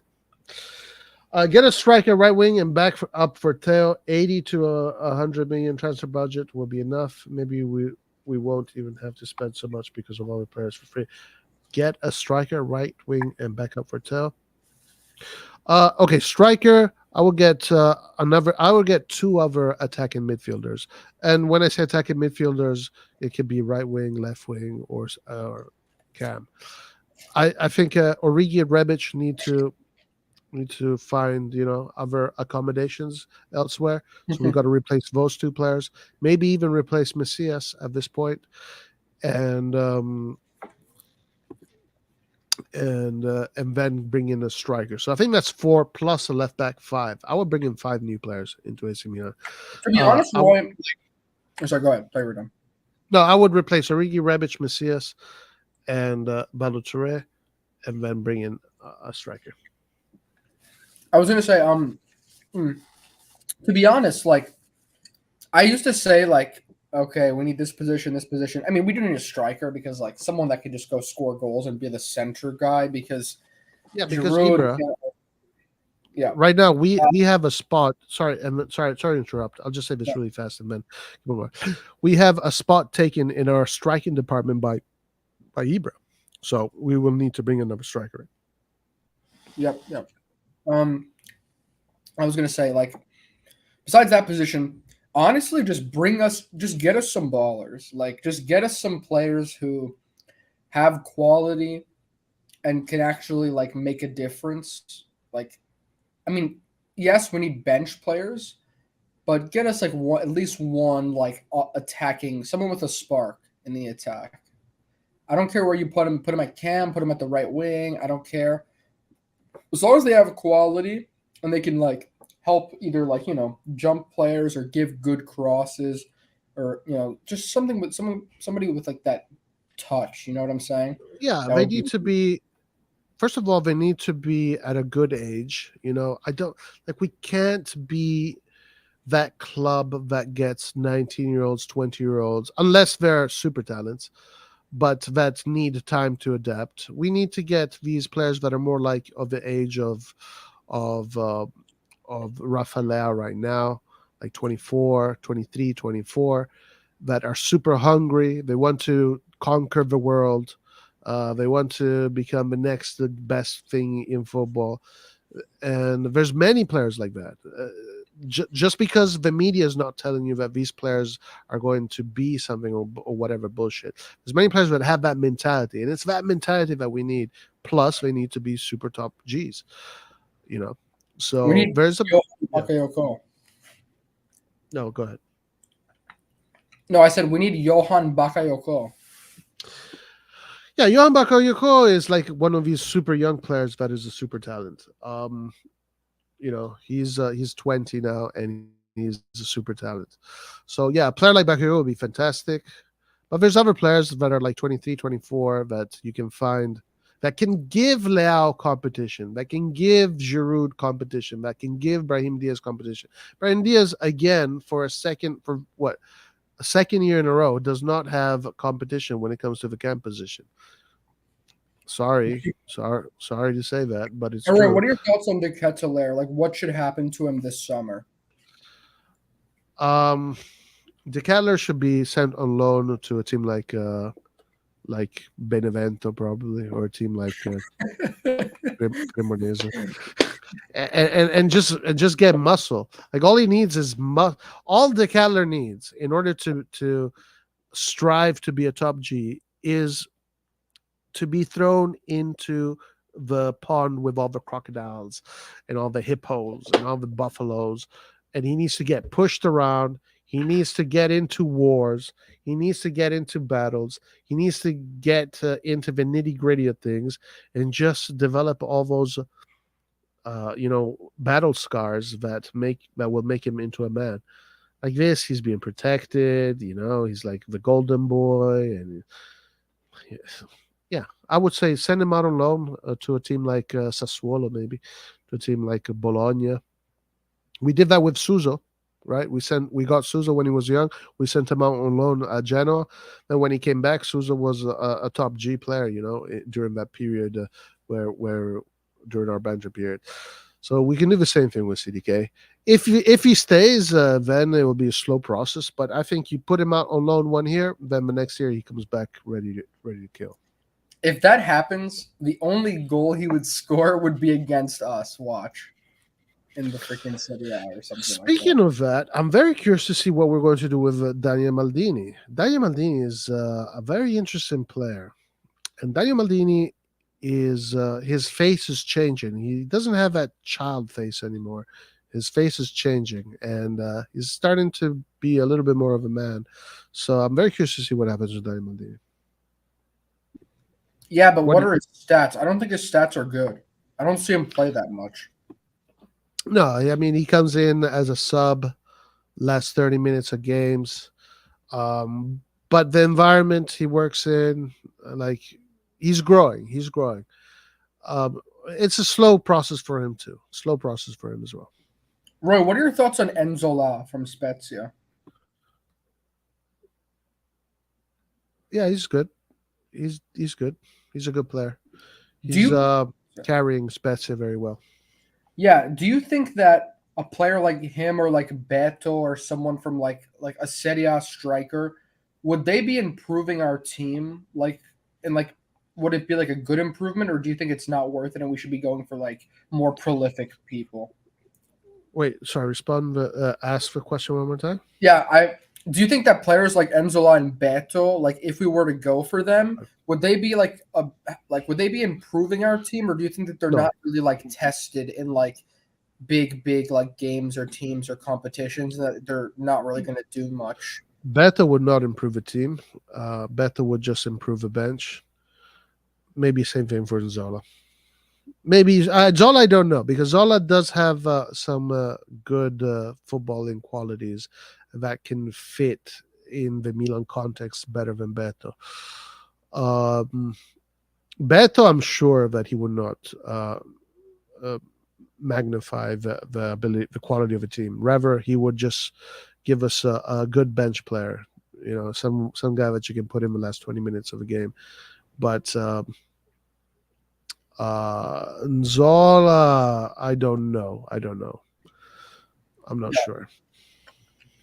Yo, Roy, you know what else I was thinking about? Like, dude, can you imagine Messias in this position? Like, with where Milan is today? This guy won the Italian league. He's playing in the Champions League semifinal. Like, what a story, man. Messias, yeah, but Messias now, yeah, it's a good story. I think he started playing professionally at the age of 27. It's a very good story. It's a beautiful story. Fits well with how we built this team, which is a very organic way of building a team. So it's perfect. Yeah, his little experience at Milan has been very positive for him in his career, and he will be remembered very positively by the fans by the end of his at the end of it. So good for him. Well done for him. Hive says, guys, what about Za, free agent, experience, technically good, can be left wing or center forward? What do you think? I'm not too familiar with Za, so I can't say. I don't know. I don't know if Antonio, you know much about him. Yeah, because I watched the Prem. He's been Crystal Palace's best player for the past few years, but first of all, I mean, he's had some good seasons in terms of like stats, and he is a player that like can be a game changer. His finishing is great, but he's also one of those players who's like mentally he gets like pissed off a lot, and he kind of like I see him fighting with refs and like other players. I don't know. He's a little bit on the older side now. I think he's like in his really late 20s, almost 30 years old. And so I don't know, and he doesn't really do much with like the Ivory Coast national team because he's English, but he just plays for the Ivory Coast national team. And whenever I see him play there, he doesn't really do too much. So I don't know how prolific he would be for us, to be honest. And he's kind of like definitely. I think he's starting to decline a little bit. But so I mean, a few years ago, I would have said yeah because this guy's a very good dribbler and good finisher. But I don't know if he'd be consistent. All right. Um, Okay. Anyway, also one thing after this comment, can I share this like Twitter thing from like a long time Sure. ago? I want to see if you guys remember this and like the disrespect. Anyways, Okay. Do you think we could get Bakayoko for free and just keep him for depth? No, I think we need to. That's also a good opportunity to take a player out and replace that spot, really, that opening for another player that can be very useful for our cause. I think Bakayoko this time just it didn't work out, so let's move on from Bakayoko. Listen, no, this season I want all of these players to finish the season strong. I support all of them, but in the summer we need an earthquake. All right, so go ahead. What did you want to share? I guess I won't share it just because I don't want to sidetrack us too much. But I was gonna pull up the Man City video of Yeah, like it's the good. Milan jersey. Because of like how weird that was. And you know what pisses me off now even more? And I'm looking at some of the replies on that, and the Serie A just like commented on Man City, like simping, like I don't know what they're doing, but What? Wait, what's this? remember the Man City video with like them with like the red and black jersey, and they were like basically talking about like Milan's history and saying that like they're gonna be the future, stuff like that, like. Remember, because they had a red and black jersey, and so they made a video kind of like showing, like talking about Milan. You don't remember this video? Was it this the one where they finished with out with the old, in with the new? I don't think that they said we're gonna take it from here. Oh, yeah. Fuck that team, dude. Yeah, Fuck. yeah. Because so I was gonna pull that up now, and but also I'm looking at the replies, and the Serie A, the official Serie A account, like did like a handshake symbol. Like, what? Stop simping for these people. Like, what are you doing? Like, oh, so annoying. Too much respect. Um, Nick says something very unpopular on this channel. Raspadori would be good if Napoli don't commit to 100%. Guys, check this out. If I was working at AC Milan this summer, we would have had Raspadori and Viceveraschilia instead of Origi and CDK. Think about that. Think about that. Where would Kvaratskhelia play? On a scale, you can play him in different positions. You can play him as a false nine. You can play him on the right. You can play him on the left. You can play two attacking midfielders. You can figure it out. It's a coach's job to figure that out. Vicha. Imagine that, huh? By the way, Vicha had such a beautiful message on his Instagram to the fans, to the Napoli fans. By the way, Napoli fans just made themselves look like fucking terrible. Like Yeah, Jesus, they were. What is wrong with them, man? Like, these guys do not know how, do not understand PR, do not understand, and they just don't get it. Like they made themselves look so bad in the eyes of the media, the world media, the Italian media. It's like, chat, noobs, total noobs. yeah, the one This thing is this. Like, I know people like are gonna say, "Oh, but in the past, some Milan fans might have done this or this." But I'm gonna say this: in recent years, like when I've been watching, Milan fans have always been like pretty. I mean, yes, okay, during the celebrations, we did say screw Çalhanoğlu, all this stuff. But to be fair, Çalhanoğlu and Donnarumma, they basically betrayed us and were like. They were being like annoying as hell, and I mean, not Donnarumma as much, but Çalhanoğlu actually was talking like crap about us.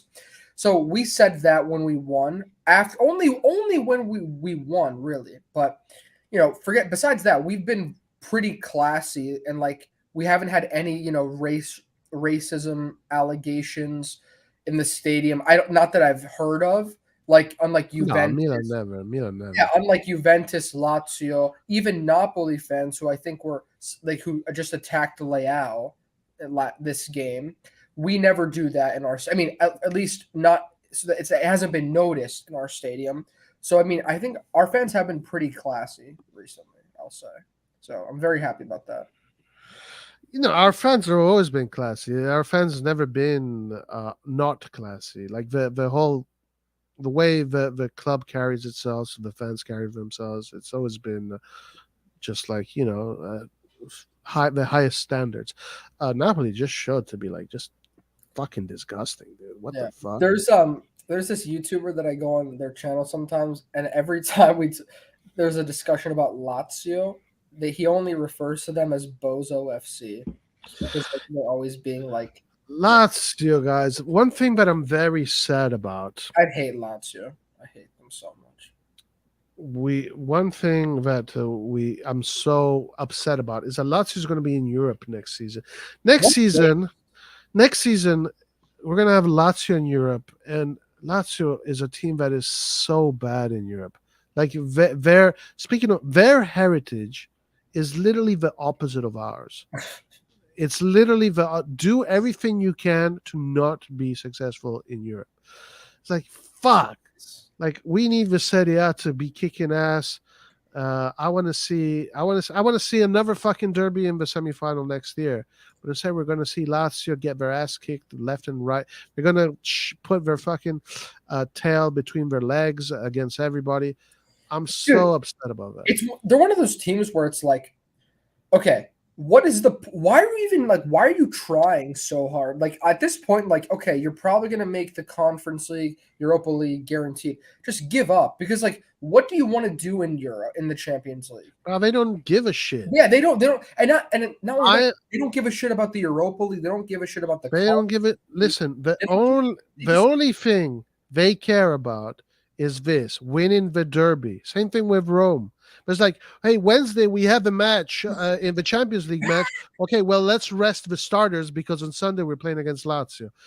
It's a fucking terrible squad. We got and the the thing boss. is, and they have good players. And they hold on to their good players. They don't let them go. They waste like it's like what type of club? Like I'm sorry, but like and also their fans not only are they racist, but they're just like annoying. I don't know. Like what is the purpose of their club? Like what are they trying to do? Just a pain in the ass to the I teams mean, that I guess at actually. this point, like, what's the point of cheering for any like like mid-table club or something? But I mean, these guys are just like frustrating because they have it in them to do well. They just don't do it. Like they Yeah, should be in the Conference League right now. At least Fiorentina's doing well. I mean, Fiorentina have gotten pretty easy draws, but at least Fiorentina Fiorentina is could going to be also. in the semifinal. They're pretty much secured in the Yeah, semifinal. I know. So at least they're doing something because we need as many Italian teams to win as possible. We got Laird in the house. Laird, who is upset because his brother is not crying tonight. His brother is happy. So, Laird, how's life going, my man? He's gonna cry more in the semifinal. The crying is gonna be Yes. bigger. Now that I support. Now that I support. Liar, Well, can I ask you a question? yeah, Can you like describe what happened in 2003 and tell me like what that was like for you? 2003. Yeah, like what was that like with your brother and everything? Okay, my brother was really young at that time, so I was a kid. I was a teenager, so I was like a bit. I would say like you. I would say, how old are you, Antonio? 19. I'm 19, yeah. So basically, at that time, I was 15, 16. So more or less, you Thank watch you, Pete. football in the same way, you know. But it was really painful because Milan was good, Inter was good, even though Inter was crazy, but they were spending a lot of money. Inter was like the Chelsea of that is now, basically. Moratti was obsessed with Inter and trying to win the league and the Champions League. Us, we were more balanced. We were spending, but we were not the top team on spending money in Italy and not in Europe for sure. And I think Juventus was the Man City of Europe at that time. So I'm trying to kind of create a parallelism, a parallel of what happened at that what was the scenario of the European football. So you have Juventus, that is Man City dominating Serie A and trying to buy the best players in the world. Real Madrid at the Galacticos, which was quite flashy but not effective enough for what they were buying.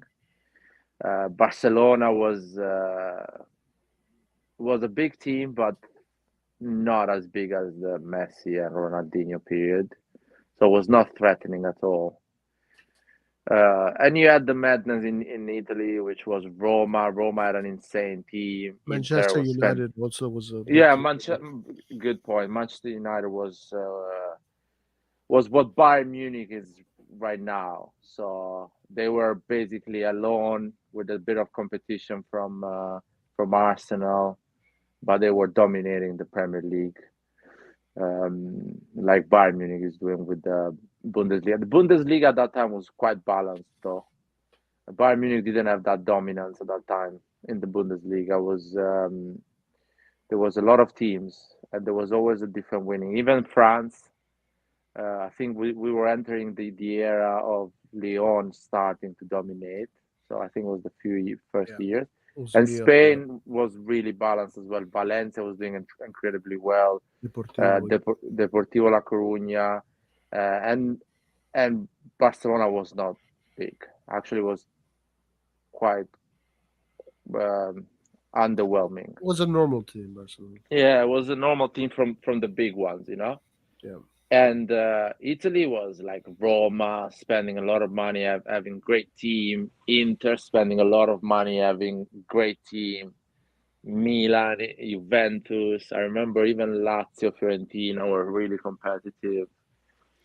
Parma. So Inter Milan was like a massive game and was like a El Clasico at that time, something like that, you know. So it was a massive derby, and you wanted to win that game, and we didn't actually won that game because it was 0-0 and 1-1 or 1-1-0-0. So it was such an even game, such a tactical and cagey game. They had big chances, we had big chances. Um, as It was a tough game, and it's horrible. I was in Italy, so I had friends at school with on the team when I was playing football. There was a lot of Inter fans. Inter was big at that time because the best player in the world, Ronaldo, was playing for them before, of course. So they created a massive fan base on the youngsters, the young generation. Everyone in Italy was supporting Inter because Ronaldo. Uh, so it was like a tough period for a Milan fan to go through that game. And Inter, I think, was the favorite to win it because they had an unbalanced team, but they had more. I don't know how to say it, but they had more credit from the press and from everyone else. But they had more pressure as well than us. Um, what else I can say? Oh, for example, we had a team that was good but was not quite working because, as you can see, at that time we were like top four. We're not an incredible team in Serie A. Rivaldo was a flop. Ricosta was not performing at the level that he was performing at Fiorentina, so it didn't quite uh, switch it on for us completely. Uh, what else? Inzaghi was injured a lot of time. So the good thing was Nesta, Maldini, the defense was quite solid. The goalkeeper was really good. Dida was in a great form at that time. The And I midfield, yeah, Gattuso, uh, Pirlo, Seedorf. yeah, the midfield was our strongest point in the pitch, and Shevchenko was at his beginning of starting to become a worldwide star, like a big game player. Was a So time information. Was Pirlo on the bottom of a diamond, Gattuso on the right, Seedorf on the left, and Ricosta Ricosta, yeah, as attacking mid. Up top was two Sheva strike. and Inzaghi. Yeah. Yeah, when Sheva was not playing, or when Inzaghi was not playing, Tommaso was playing a lot of games. He was coming Yeah, from the bench. Tommaso. Yeah. Actually, he came from the bench. I don't know against Ajax. Did I don't think Sheva played the second game against Ajax. I think he took away, or Inzaghi took away his goal or something like that. Yeah, the big goal against I Ajax. remember it was Inzaghi Tomasson in the pitch, and I Yeah, don't yeah. remember Sheva playing that game. Or Sheva started, and Ancelotti decided to put Tomasson and take off Sheva. Something the fan base right now that we have would have gone crazy for a change like this. But Ancelotti did something like that. Hey, listen, Lart. So Inter, what do you think? Are we going to Uh, get him? Are we going to beat him? Is it going to be? What are your opinions? so the first game is Milan Inter. No, first game is Inter Milan So the second one is the because 16th we is Milan played at Inter. the San Siro first, right, in the quarterfinals. Yes, so that means that the semifinal we're playing away and then home, like in 2007. Well, but Inter did the same as well. They played San Siro the second game. Ah, okay. Yeah, yeah, it So alternates. okay, cool. Okay, so it doesn't matter anyway. Games are the same, and the stadium is the same. Probably the tickets are going to be. Yeah, we're gonna ticket is gonna go crazy expensive. I would say I'm positive. It's just it's stressful because I have this weird feeling that this side of the table, Milan or Inter, will win the Champions League. And if Inter goes through, they will win it. And I don't know if I'm ready to see Inter win it another one. Wait, you think Inter is gonna win if they go through? But yeah, Inter or Milan is going to win the Champions League if we go But through. like, wait, are you just saying that like I understand if you say that we have a chance, of course, but are you saying that like why do you think that we have a more of a chance than the other teams? Because I think Man City will beat Real Madrid, and Man City will lose against or Inter or Milan. So that's my Every single thinking. My thinking is that Man City will be in the final, and they will not win against Milan or Inter. I've seen every single comment on like every social media post has said Man City will probably beat Real Madrid and Man City will then go and smash whoever's on the other side of the draw. Like that's what I've been every single person is commenting that. Man Yeah, City I mean will arrive to that game extremely tired because they are playing all front for three trophies, and it's gonna be they will be exhausted. They will have injuries. They will be almost like and if they God knows if they come with the league, they lost it. So let's say Arsenal wins the league, they will be broken. The pressure will be higher because that will be the only trophy that matters. They will try to win this season. So I think Man City comes with a lot of pressure in that final. Milan and Inter, they will come with basically celebrating in that final. They will be keep celebrating, and they will not feel any pressure because they will understand we achieved a lot already. So let's play a tactical, great game, and take our chances. That's what they're gonna do. And on the break, I think Inter and Milan on the counter attack, they have everything that takes to punish City.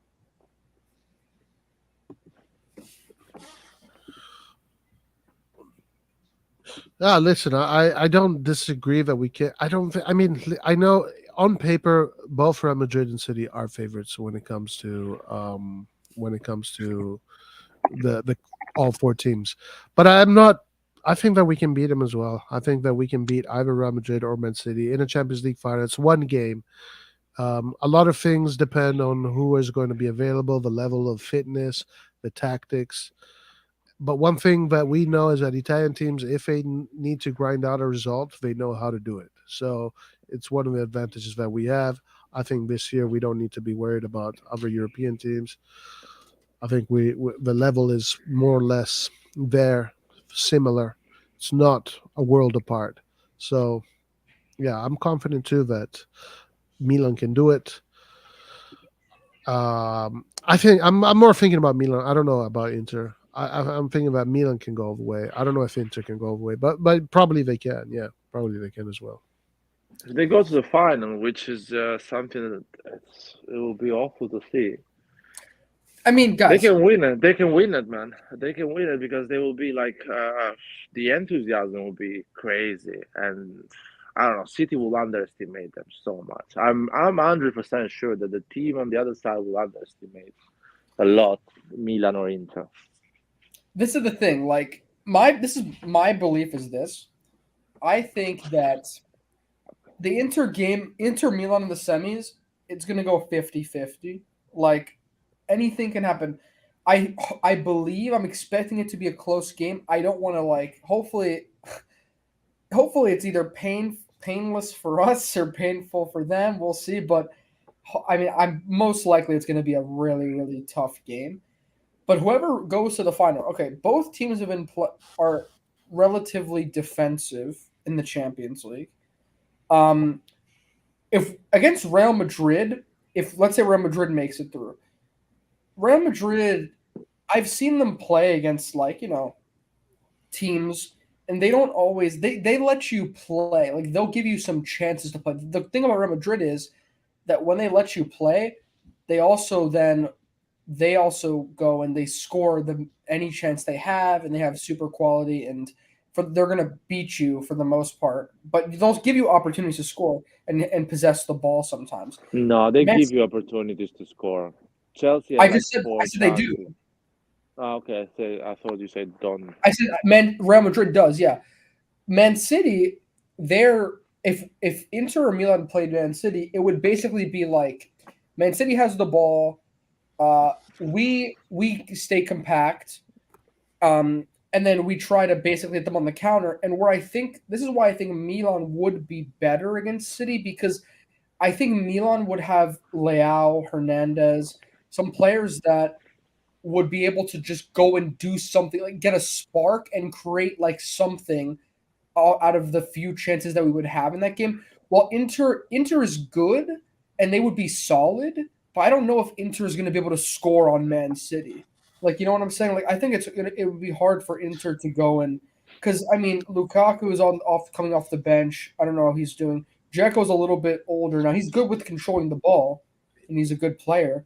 But Well, if he play direct football, from defense to offense, yeah, Inter can definitely score goals. I don't know how many goals they can avoid from conceding. But Man City is a team that leaves its whole half is open. Pretty much, Man City plays in your half when they dominate the game, and then from the goalkeeper to the last defender, you have 50 meters of open wide space. So if you're smart and you're good, you can catch him in the counterattack. Yeah. But I do agree with you that Milan has more weapons for counterattacks than Inter. I was watching some of the Bayern City game today, and I mean, I don't want to like over exaggerate this because like I don't think this is this is really what happened. Like, but I will say that City was a bit more defensive and smart than they've been in the past few years. Like, what I Yes, mean by I that is they noticed. had a what? I noticed that as well today. Yeah. Oh yeah, I mean Bayern played well and they had their chances. Um, City knew that they were up 3-0, and what they did was they were kind of like, I mean, sometimes they would press because they like to press. Sometimes they would get beat by Coman, which I'm hoping that Leao could do that potentially as well, with just pace. But they would also, for the most part, they would sometimes drop back in their own half and just kind of play it a little bit slow and just kind of not risk too much. So maybe Pep is thinking a little bit more practically. I mean, who knows? But definitely, I mean, they're going to want to come out, guns blazing, going crazy to try to score. That's the way they do it usually. But yeah, See, anything can happen. it's funny because it's one game, and we've seen Milan have a great 90 minutes against teams that are much weaker than them and still don't get the win and lose maybe 2-1. So with those two chances and a half, the small team scores you, and you are like trying to score and score, and the time passes by, and the doubt in your mind, again, not winning the Champions League, again, not making it, and you become from Kevin De Bruyne, you become uh, Rade Krunic, and from Rade Krunic, you become an average midfielder because the pressure is not allowing you to play. So I don't know. I feel like if Milan goes to the final for 3 weeks, they will talk about how City will smash Milan, and that will give a lot of energy to our players. Like a lot of energy. They will completely forget it's a Champions League final. They just want to make and prove a point. They just want to go in there and prove a point to the world of football that you guys are stupid. You don't understand what football is reality. So I'm optimistic. My only worry is that Inter can go to the final, and the world is gonna tell Inter how they're gonna get smashed against Man City, and Inter will put a great performance and get the cup, which is something the Inter can do because Inter is crazy. So I don't want Inter in the final, and it's gonna be so much pressure. Pazza Inter pazza, ma non amarla, non amala, però è pazza. Guys, before we move on, click the like button while you're at it. Let's get these likes up. Help us get the likes up. It's always good for the algorithm and all that good stuff. And if you believe Milan can win the Champions League, the best thing you can do now is send out positive energy by clicking the like button, and that will reinforce your beliefs and the positive energy that you're sending out to the universe. Two topics here that are very interesting. Lart, I wanted to ask you because I think you are more familiar with this player. So Chunk here is arguing that Mason Greenwood is a player that has been linked with Milan. He has this weird history of allegations or rape, blah blah blah. To me, this guy is another jokester. He's not a real athlete. He's not a professional football. But Chunk is also bringing up the fact that Teo Hernandez has a similar history. Leao has a similar history, and lo and behold, these two players are two of our best players. So, what do you Wait, think of wait. base? Huh? How Hernandez and Leao has the same history of Mason Greenwood? Well, apparently, according to Chunk, Teo Hernandez, before joining Milan, was also accused of sexual misconduct, essentially, and I don't know Was if his brother? Was his brother? You guys confusing with his brother? okay. So if it was his brother, then Theo should not be put in the same. And I don't know and I don't know, and I think what he's saying is giocatori con la testa calda, insomma, and that's what he's saying.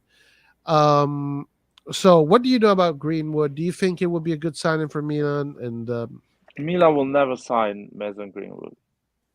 They will never sign him.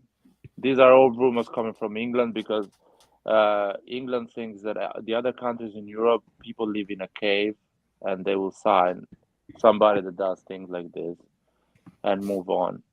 Milan will never sign Mason Greenwood. End of the story. The guy has done something wrong. There is proof, there is recording, there is images that he's done it. The other guys, Leao and things are just bullshit. These guys have never done things like that. It's just bullshit that goes out there or rumors.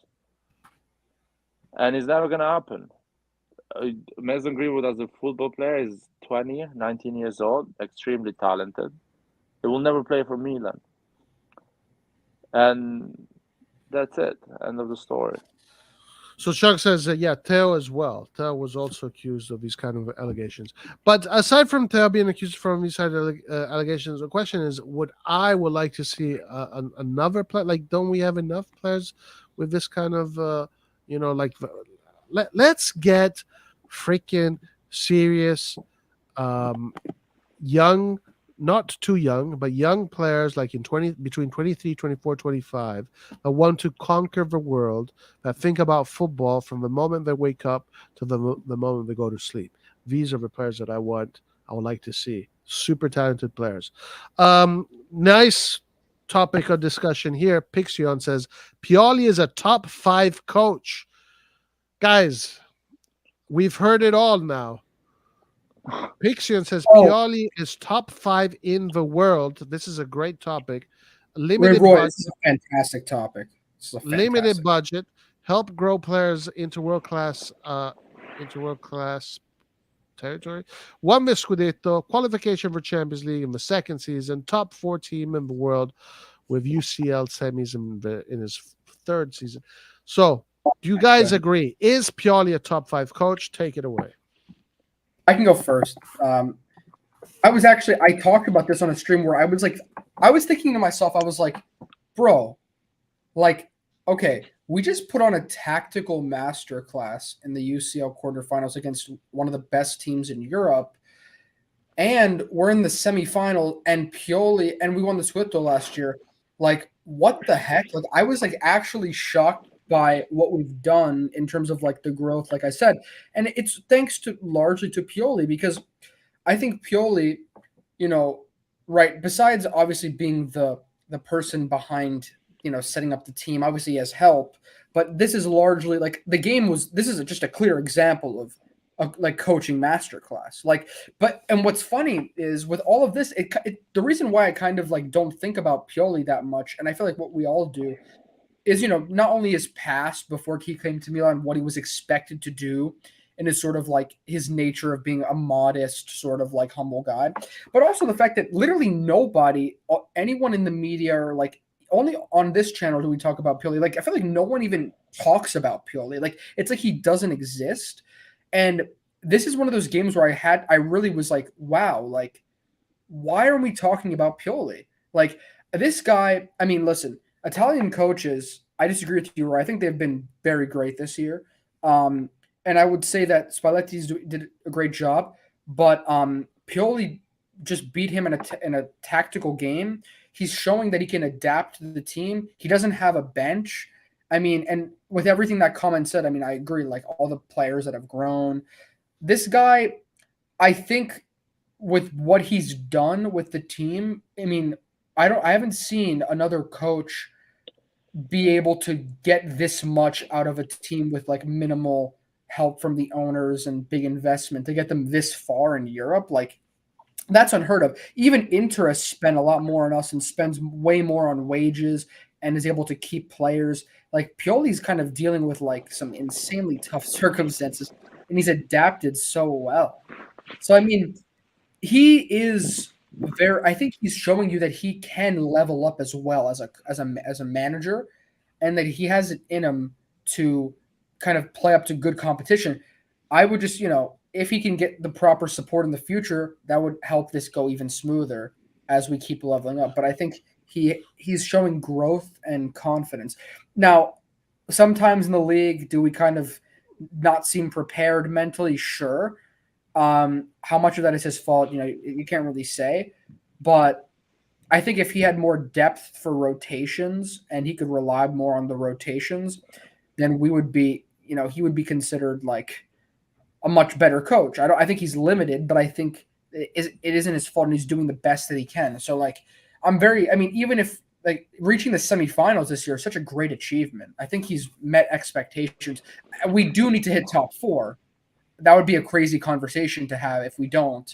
But for now, I think we're in a very good spot. So I'm very proud of him. I think he is currently, I would say, he's a top 5 manager. Okay.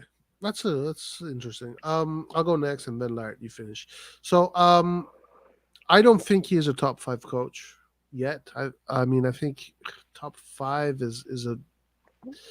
is difficult because for me, like you have to be a Champions League winner to be in the top 5 in order for coach. As top 5 performance in these past 3 years, yes. As far as performance, yes. So I think there's a little bit of a distinguishment that needs to be made there.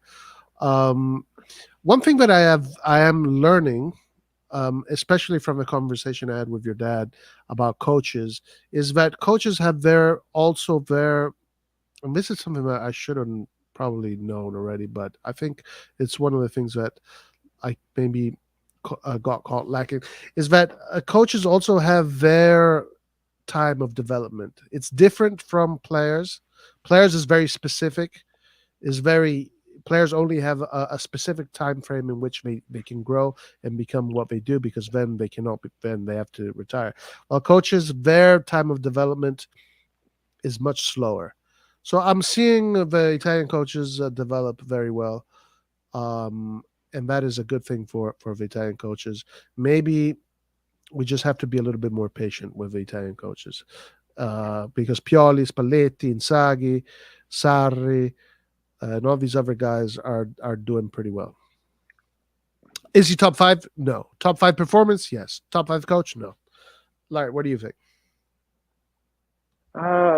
So in general, I love Italian coaches. I think they are the best in the world. They will always be, because Italy is all about tactics. So now, if you want to master tiki taka, you have to be from the Spanish school. If you want to master the high press, aggressive, and strong football, of course, you're going to be from the German school. But the Italian school is the one that kind of touches everything.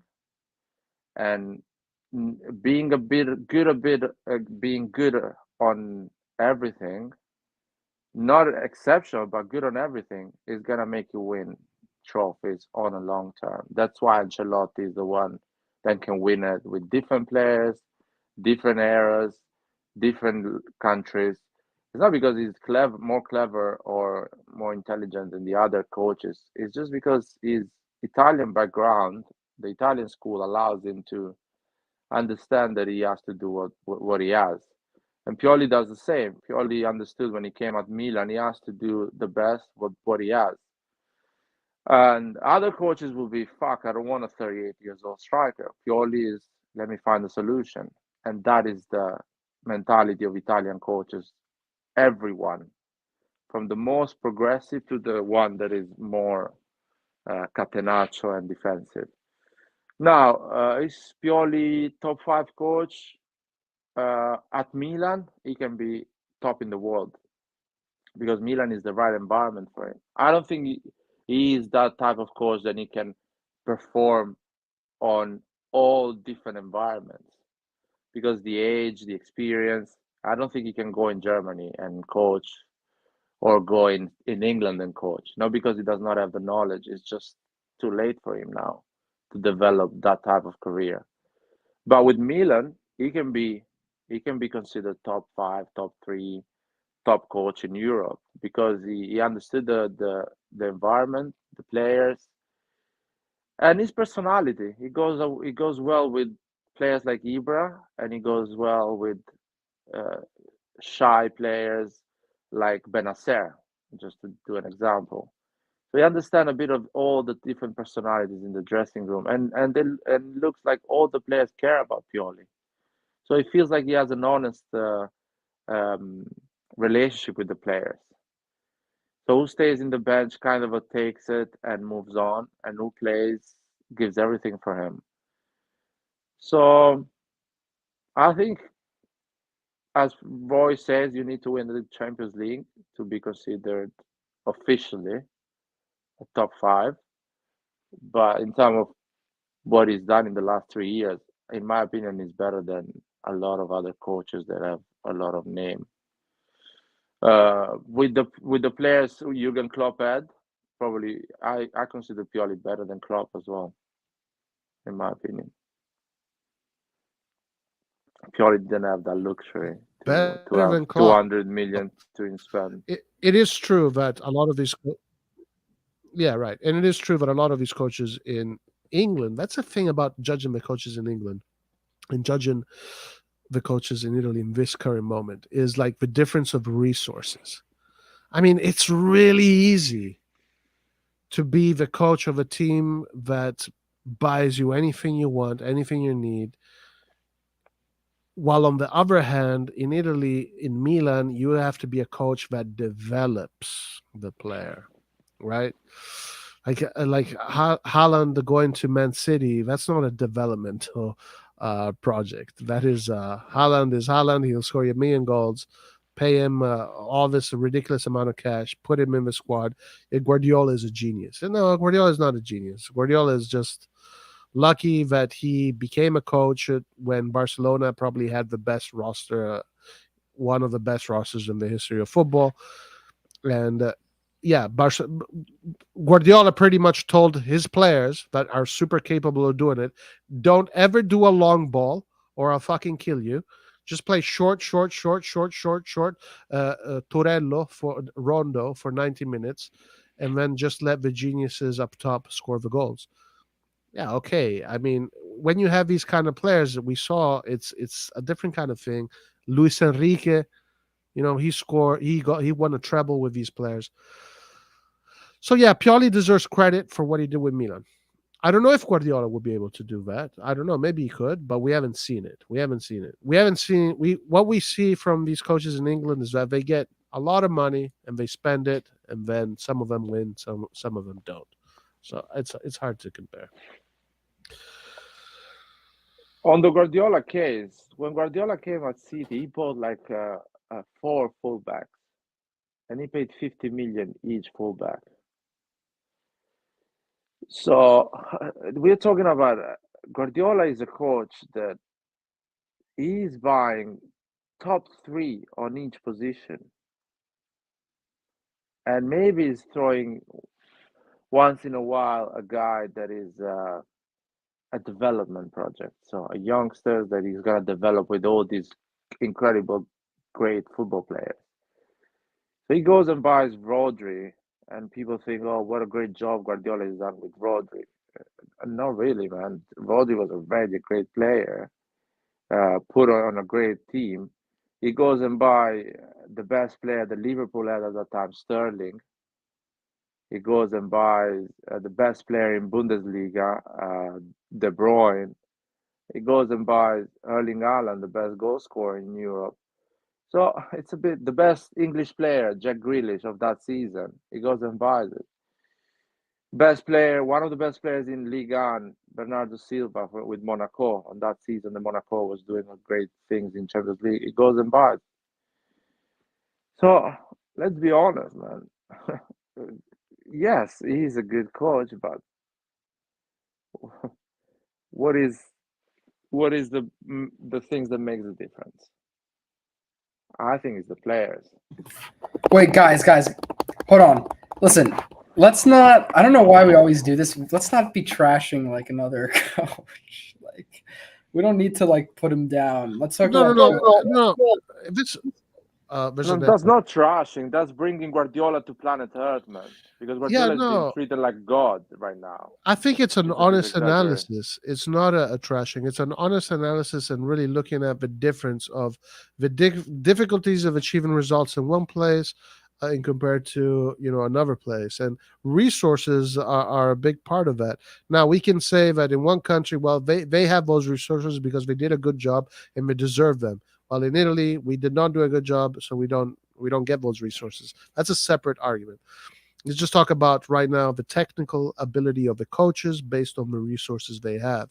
In England, it just seems easier to do it because of the resources they have. In other places, it's obviously harder. I think that's the conversation. It's an honest conversation. We're not trashing anybody. At the end of the day, though, I mean, he's already listen. You can say he only was able to do it with those players, whatever. The fact that he's already won, the big trophy, and the fact that he made Barcelona. I mean, not himself. They had great players, but the fact that they played that way, because people say that like. I mean, this. I don't know if I agree with this, but people. I mean, maybe you agree, Roy. People say that Barcelona team played the best football in history, and I don't know. You can agree or disagree, but the fact that he was involved as the manager, I mean, he deserves respect in that sense. Now, listen, if you want to talk about current Man City Guardiola, like I understand where there's a lot of criticism, but I will say that like it doesn't. Not every single team with a lot of money is good. Money helps, so of course, money allows you to be in that position. But you do have to give him. I think you have to respect at least not only what he's done domestically, but the way that his teams like do play aggressive in a modern style, and they have been doing pretty well in Europe the past few years. I'm not saying that you got to praise him. I think that there's better managers than him in history. I'm not, I'm not one of those people that's like all obsessed with Guardiola, but like, let's not like throw him under the bus. I mean, currently he's one of the best coaches. Like, Listen, there's nothing to say. Guardiola played one of the best football with Barcelona, but at Stamford Bridge, he was out of that Champions League, and the referee kept him in.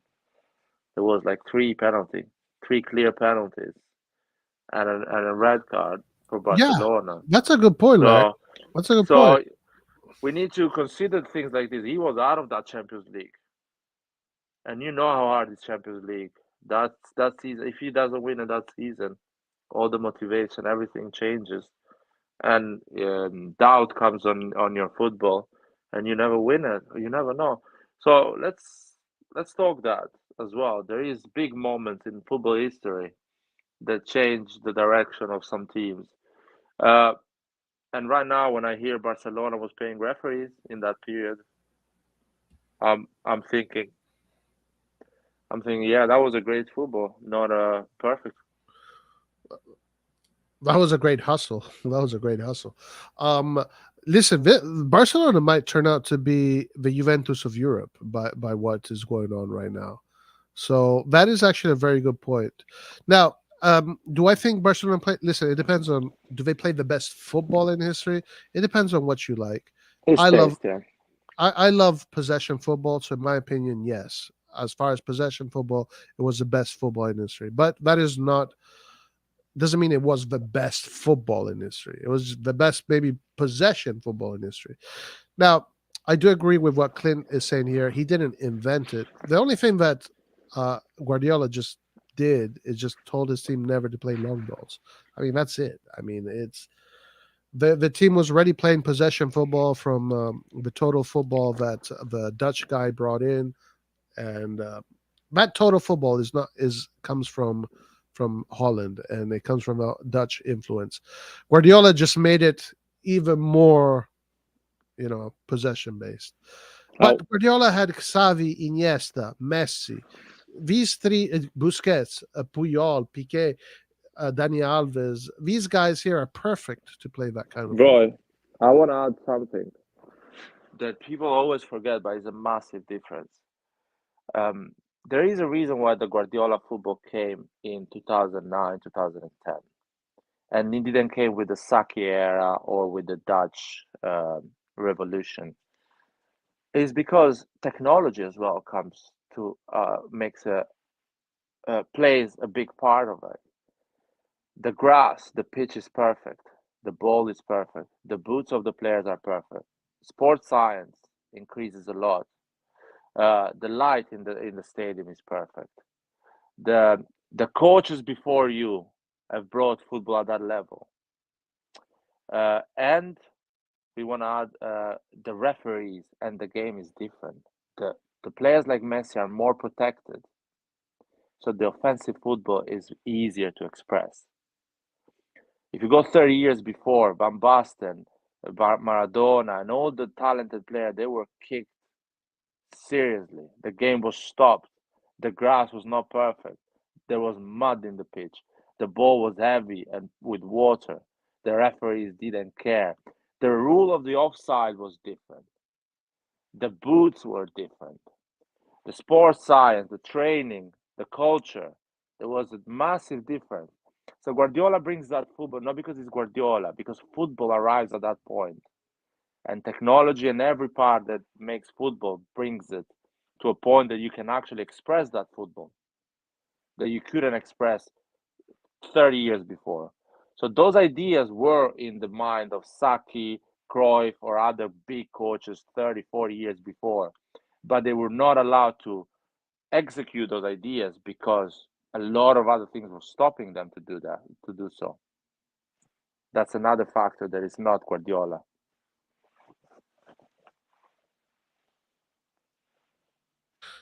Yeah. Football, the modernization of football was definitely evident and a big part of it all. But yeah, I mean, again, let's go back to Pioli. What Pioli did, did something very impressive. You got to give it to Pioli, and I don't think Guardiola did anything close to what Pioli is doing right now. I don't think. I think basically what I think we're trying to say here is that Guardiola had an easier path to glory than Pioli, and Pioli was given a very difficult task. He was given a team of unknowns, and obviously Ibra helped. He was given this team of unknowns, and with this team of unknowns, he was able to build them into now world star champions. Everybody knows who Leao is.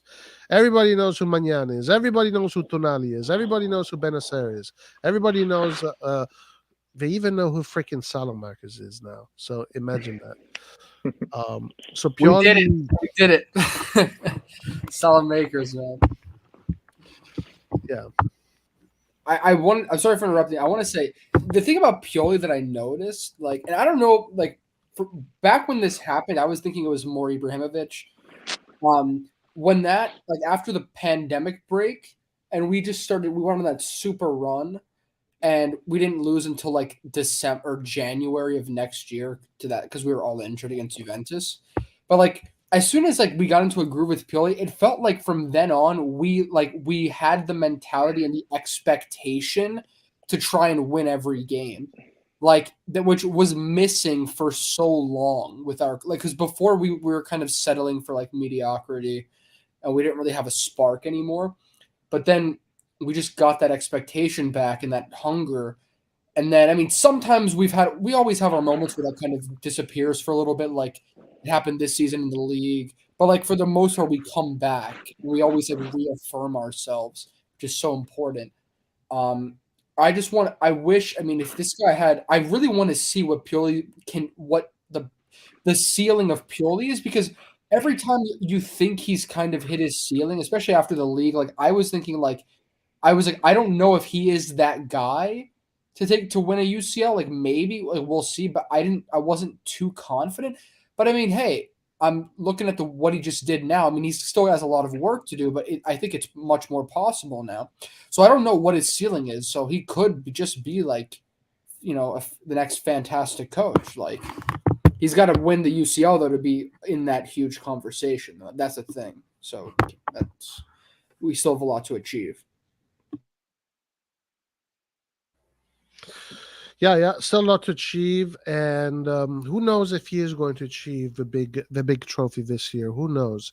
But if he does, then I would have to say, based on the work he has done, not just winning. If let's say he does, and knock on wood, even if it's not this year, even if it's another year, if he does win the Champions League, having seen how he got to to from the beginning as an interim coach, as Nick saying here, or someone else. Yeah, Nick says, don't forget Pioli was bought as an interim coach. If from an interim coach and having followed his journey with Milan all the way to a Champions League trophy, then at that point, I can say that this is a top level G coach that deserves to be in the conversation of GOAT. Is he a GOAT? Yeah, he can definitely be a GOAT because we saw him build champions that eventually would win a Champions League football. So that's GOAT status right there. I mean, that would be like if Pioli does this, it would be kind of like on the same. I mean, listen, I'm not too familiar with the Porto UCL win just because with Mourinho because like I was very young when that happened, but it would kind of be on that level where I mean our team isn't maybe not that unknown, but it's like this guy is just like come in and just elevated us so much and made us play this. It got us through this. It is that type of win. Yeah, that would be fantastic. But I want to say this though. I'm not saying that you guys are doing this. I want to be optimistic, but let's also remember that we also know how this competition works.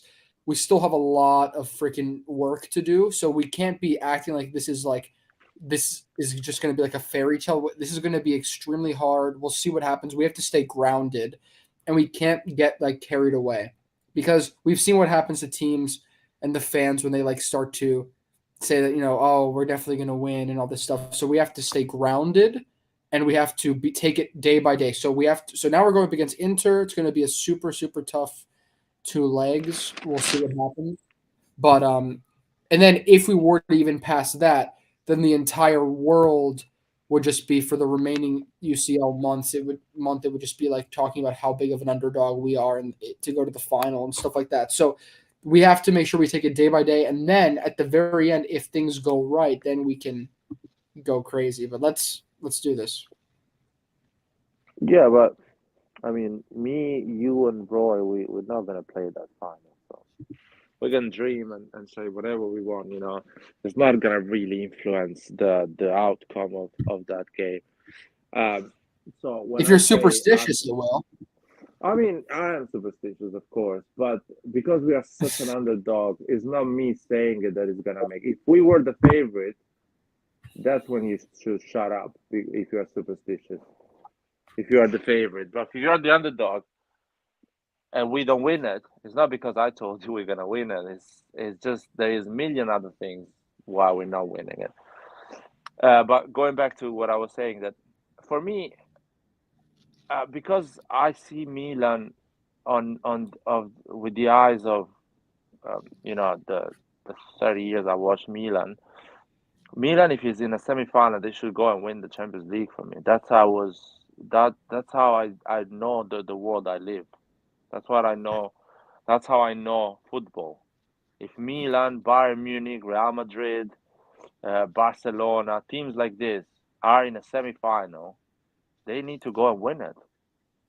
That's how they need to behave. Whatever your players, even if it's Antonio as a striker, I don't care. I will be like, Antonio, you need to go and win the Champions League. I'll do it for you. That's the reality of things. Is even if you were playing with Gabi in that final, I want to win that final. I don't give a shit. So that's for me how I see it. It's not being cocky or things like that. It's just it has to be like this now. There's no excuses. You are 3 games away. 3 games is nothing in football. You need to go and do the job. But yeah. So, guys, where did you watch the Napoli game this week? At home. You watch with anyone? No, I watch by myself all these games. Roy? Yeah, me too. I hate watching games in public.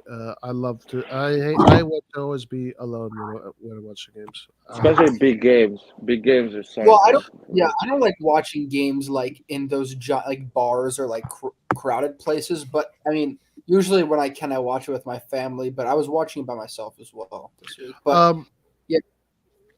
Yeah, I had zero emotions during this game. I want to, Ricky M here has a very interesting comment here that I wasn't so. I guess we don't think about so much. Don't forget, Pioli's brought in his son Gianmarco too, and his contribution as one of the youngest top performance analysts elevated our training and development. Wait, that's Yeah, his he's the guy. son? Yeah, the guy with the iPad and AirPods That's always his in the son? back. Yeah, I didn't know that was his son. I know who exactly who you're talking about, but I didn't know that was his son. yeah. Oh, that's There is a crazy. video I wasn't on the aware. I Milan knew his son YouTube. was there. I didn't know who that was. I didn't know it was. I didn't. I saw that video. I didn't. For some reason, I missed his name. I guess. Wait. Let me look. Guys, we're just gonna go on for another few minutes. Sorry, it was today was not an open live, but we're gonna have an open. What? When is the next open live? Um, I don't know. It says. Maybe Wait. It says Gianmarco Pioli is a man. Wait. What is he doing? Is he? Oh, he's a match. Okay. Wait. No, he's not the guy that I was thinking about. He's not the guy with like the iPad always on the sideline. I don't think. Um, uh, yeah. Messias winning the Champions League is mad to me, says Clint. That is pretty crazy. Kangu, good luck on your exam. 100%. Guys, Exams, man. I thought he was a grown up, man, with no kids. scouting today, Chunk. No scouting today. We'll leave that for the scout report. Ibrahimovic really assists Pioli. Without Ibrahimovic in the training ground, the boys won't have the Milan Grinta, and that goes out to the management, Paolo Maldini, and also Ancelotti leaving Napoli. That was a little bit of luck too, because Ibrahimovic said that he wanted to join Napoli because of Ancelotti, but once Ancelotti left, then he decided to go to Milan instead. So yeah, the Ibrahimovic was obviously a key factor in our growth, and Ibrahimovic his aura, his personality, he was able to transmit that to our players today, and that's why our players today have this fighting spirit because Ibrahimovic transmits that to them. Yeah, it's true. Ta, ta, ta, ta, ta, ta, ta, ta, ta. Judging how Pioli lifted this team with the budget he had, I would say he's definitely one of the best man managers to do something with Salamakers and Messias. Yeah, yeah, yeah. Yes, yes, yeah. Non succede, ma se succede, how about a little get together for the fans of the channel? Yeah, Mm. Well, that would be amazing. Just it'd we be are great. spread all over the world, not even in the same continent. But that would be amazing. Well, we got to do it. Like we have to do it. There's a possibility that I can go to Istanbul. There's a possibility. Well, what about Milan going to Istanbul? There is any That's possibility? that's what I'm saying. Well, that's obviously that's based on that, right? I will go to Istanbul anyway. It's a beautiful city. So if you have a chance, go for it. Oh, by the way, did you Yeah. guys see? I'm sure Roy saw this. Yeah. By the way, Chunk is right. I was thinking about this other guy that is with the iPad, but listen. So what did I want to say? Yeah. So did you, Roy? I don't know if Lyard has the same broadcast because he's in England, so I'm not sure. Wait, but Lyard, do you have like those like Paramount Plus or CBS Sports people like those No, like you don't have I've those? um I've so the commentator on BT Sport was an ex-Arsenal player, and he's and a famous commentator, English commentator, and they were quite fair. I think they're always balanced. I don't see um any, oh my God, how dare you didn't recognize the greatness of Krunic or things like that. I'm not Yeah. like that type of fan that I'm expecting everyone to know everything about our players and to Yeah. rate them a lot. They Wait, are Larry, but do you commentators. guys in for the Italian or just the Champions League games, do you have like a studio panel of people like at halftime before the game, after the game? Like do you have Yeah, the like two English yeah. player was the defender of they used to play for Man City. I I know exactly who he is, but I don't remember his name. And Peter Crouch. Oh, And that's weird, so yeah. and you can see that Peter Crouch doesn't even know the names of Milan players. It's like completely unaware what's going on. Yeah. I just know Rafael Leao, and that's it.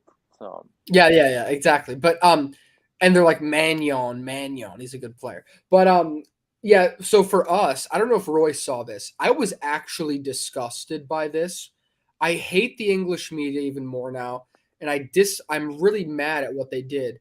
So Shevchenko was actually with the panel, and I'm sure people saw this. I don't know if only I feel like there's other countries besides the United States that does the CBS Sports panel thing, but yeah, for Shevchenko sure. was there.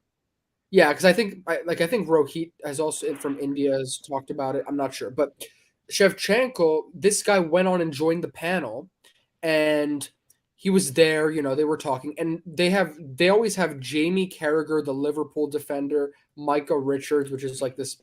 He hasn't never won anything big, but he's like this Man City defender who went to and also like went to he played in Italy.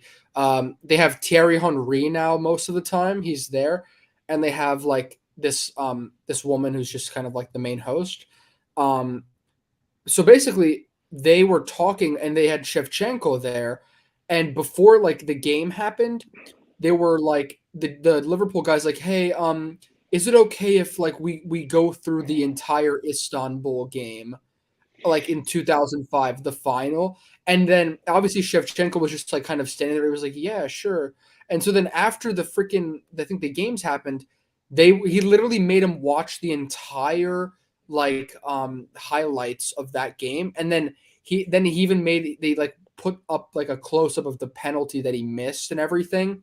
And the whole time he was like, yeah, you guys, we thought you guys were unbelievable. We thought you guys were great. And then, at halftime, everything changed. We came back like in front of his face, basically. Shevchenko didn't even say that, oh, in 2007, we actually whooped you guys right back and got revenge. He was super classy, but like, what type of people? It's like every single time Milan comes up, they always either the commentators or the people in the panel, they have to mention Istanbul. Like, okay, that happened.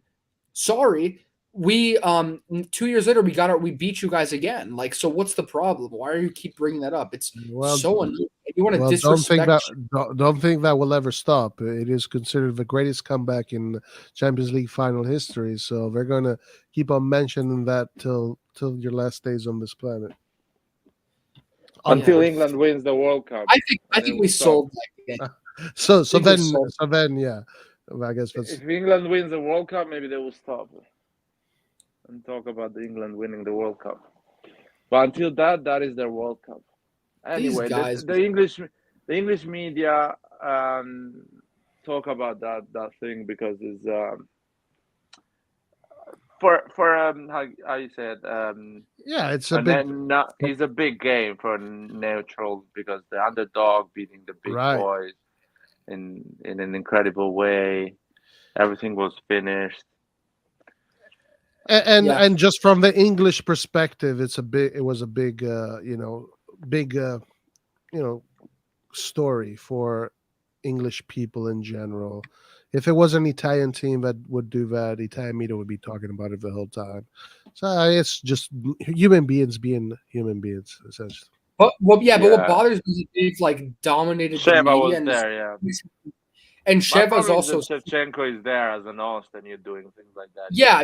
So. Sheva was super classy, and the problem is that we only ever hear their perspective, and it's so annoying. Like it's like okay, that happened, and ever since that happened, they've just been like, oh, like Milan is just like an irrelevant club now, and all this stuff. It's like they don't even talk about whatever. But also, I want to say Ollie. I don't think I've seen Ollie in a while, but he must be feeling really good about that. What's his name? The Noah Lang versus De Ketelaere debate that happened over the summer. Or a while ago. Well, what is the debate? Who's better, Noah Lang or CDK? Well, who should we have signed or something like that? Well, It was but the something. thing is we don't know because if true, but we have some good indicators. Noah Lang might have been exactly the same. I mean, is Noah Lang going to take anything away from what's his name from Leao? Absolutely Is not. it gonna be another Adli? being in the bench the whole season because Selemakers is running more than him. So it's no one actually is. I won on the debate. CDK Yo, bottom. I won on that one. I'm sorry, but I know people don't oh, want to admit that. well, CDK, like, I mean, I don't know if I feel like when we got CDK, it was like, I guess we're going for this guy now, and so everyone It's was just like, my like, my Guys, let problem. me just hold on. Sorry, lad. Sorry to interrupt. Thank you, Diaz, for the super chat. Marv Diaz, really appreciate it. Says it's one of the greatest finals in the UCL. They have to bring it, and it wasn't as soft, so they don't take it too hard. Meaning, their generation wasn't as soft, so they don't take it too hard. Yeah, true that one. yeah, I know. It's No, just no, like I get the disrespect, but He's like pretty much saying Shevchenko, that he's saying that your generation is a bunch of softies, Antonio. yeah, sounds good, but like, still, I don't take disrespect. And Shevchenko has won so like I think how many UCLs? What, 2 or 3 or 2 or I don't know how many won, but He's a he's bit. class. My problem is a bit out of context because he's playing Napoli Milan, so you should show Juventus Milan. You should show Milan Inter. Yeah, well, Big Italian teams playing in Champions League against each other. You should Yeah. not show Listen. the final. To be fair, They decided that. You want to teach the world football. Show them the great rivalry between Milan and Napoli in the 90s. I mean, it's a best. That was fantastic. Van Basten versus Maradona. Teach My the dad- world football instead of going there. You know. My dad. They like the comedy. That panel likes comedy. They want to laugh and The Maradona, when we had Gullit, Van Basten, Riker, and all them, and we were playing against Maradona. Like, my dad was telling me about what that was like, man. Oh my gosh, the Serie A title races, those are crazy. Wait, there was one comment. Sorry, before you go on, let me say thank you to Clint. Thank you, my man, for the super sticker. Really appreciate it. Thank you, guys. Wait, hey, Roy. Oh, sorry. I was gonna say, look at Animaniacs comment. I want to add another thing. For example, today there was Man City, Bayern, and I think Inter, Benfica, and there was a point they talked about the league race title between City and Arsenal, which has nothing to do with Champions League in that panel. So that's fun. Wait, say again. Today at CBS, after the game, the Man City game and Inter game, they end up talking about the title race in Premier League between City and Arsenal. Oh yeah, I saw that. I was like, dude, what the fuck are you guys doing? Arsenal hasn't played Champions League for 7 years. Bro, today, man. Like, instead of, you know what? Actually, did they have anybody from Inter come to do an interview? Because I think that's where, you know, said should do better and send some guy to do these interviews, because they had Kevin De Bruyne come and do an interview. So then the conversation was Man City, and then it became EPL. But no one from Inter came to do an interview. So the conversation. Well, yeah, I think there's Inter there drop the ball. I think. No, but you never know, man. You never know, because there's not Inter that control things like this. Inter has actually the obligation to give the players available. Milan was able to bring Leao and Tomori, but obviously Tomori's English. Tomori's English, so they love the English. Yeah, and Leao speaks English. Yeah, and Leao was like name. It's a big star, yeah. But what did I want to say? Oh yeah, you know what's crazy? When I was watching the World Cup, and I think they were making like this. Okay, they had Dumfries later, guys. Okay, so correction. Sorry, Antonio. So they had Dumfries later on. I stopped watching by that time. I don't understand why they talk about EPL on a Champions League night about Arsenal. That's my issue. Yeah. There's one EPL team, 2 Italian teams, and 1 Spanish team left. So like, we don't give a shit. But anyways, so no, I was gonna say during the World Cup, they were making like a World Cup team of the tournament, and like I was watching this British like clip on YouTube, and I think it was Jamie Carragher was like one of the people that was there, and literally all of the pundits put like I think they put like Acuna at left back and not Teo Hernandez. And I was actually like, what are they on? What are they actually smoking? Like, and then But at not the only end of that, the World Cup. Was at the end of the World Cup. I think it was right before the final, but Teo Yeah, had because scored against Morocco. But also then later on, this like I think when before we played the first leg against Napoli, when some people were like on these streams and they were like saying, I think that Milan with Hernandez and Leao is the best left wing in Europe right now. People thought that they were delusional, and this one guy that I was talking to said, what about Marcus Rashford and Luke Shaw? Like, that's the response that I got from that, just to give you guys a little perspective on that. yeah, what about them? Who are they? What they've Yeah, done at that's international That's level? the culture, man. It's the culture, and it's they like to boost their players, and it is what it is. What are we I gonna do? really believe you guys should just stop listening to them. People, I recommend people to learn Italian and listen to Italian media. I gotta say, Honestly, bro, like the Italian shows are like so good. Like they're so the fucking good. Dazan one are really good. I really enjoyed them when they talk about It's the a Middle shame. East history. It's a shame that I love nobody Bubble. speaks Italian in the world because they're so good. They're I so love Bubble in too. depth. The Sky one as well when they do the Sky show at the end of the week. I think it's on Sunday. Yeah, They just kind of talk about everything. don't they feel so much more in depth? Like not even a little bit, but so much more in depth. Yeah, it's much better, Oh, man. You Roy, understand football when you listen to them. do you guys like Bubble TV or no? Yeah, I don't mind it. I don't agree with I- everything what they say, but I like it. Casano's enjoy pretty. it. I don't like Casano's pretty dumb sometimes, but besides that, like I like Listening to Adani's really Cassano smart. is I knew Cassano would talk about football in this way, man. You look at Cassano how he was playing football, you will understand how Cassano sees football. That's the reality. Do you Yeah, guys no, I like Cas- Bubble TV. I like Bubble TV. Yeah, it's good. I I think think Ventola and Adani's Bobo have the most balanced opinion. Yes. Adani is like this philosopher, and he Too can much of a really go. hipster. He can really go in depth, but he's too much of an idealist. It's like is he? I don't know, man. Sometimes it feels like he's talking about revolution, revolutionary wars or whatever the fuck, like philosophy, astrology. He's talking about Roy. astrology and fucking, He it's like thinks that people are reinventing football. That's a slight exaggeration, but No, it is, man. That's the way he talks Roy, about Argentinian football. Zodiac. oh yeah, Argentina. The way he talks about Argentina, man, come on. Relax, dude. Vieri, I love. Vieri is like the embodiment of a champion. I love Vieri. Vieri is a true champion. Hey, Ray, Grounded, guys, man. did you guys Yeah. did you guys talk about the Inter game today, like in depth or no?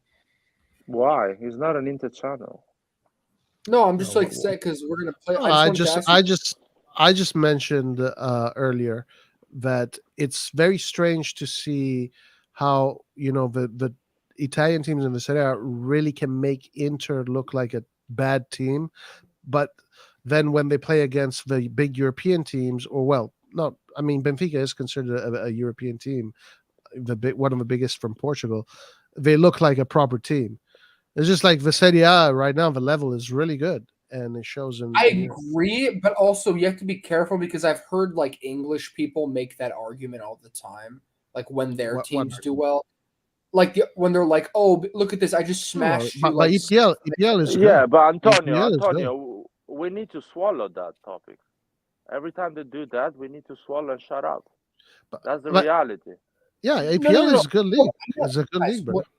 I didn't say that. Like, I'm just saying that like when we say stuff like that, then I don't want to come off as like a cocky Prem like Serie A version. Oh, this is a pure, honest analysis.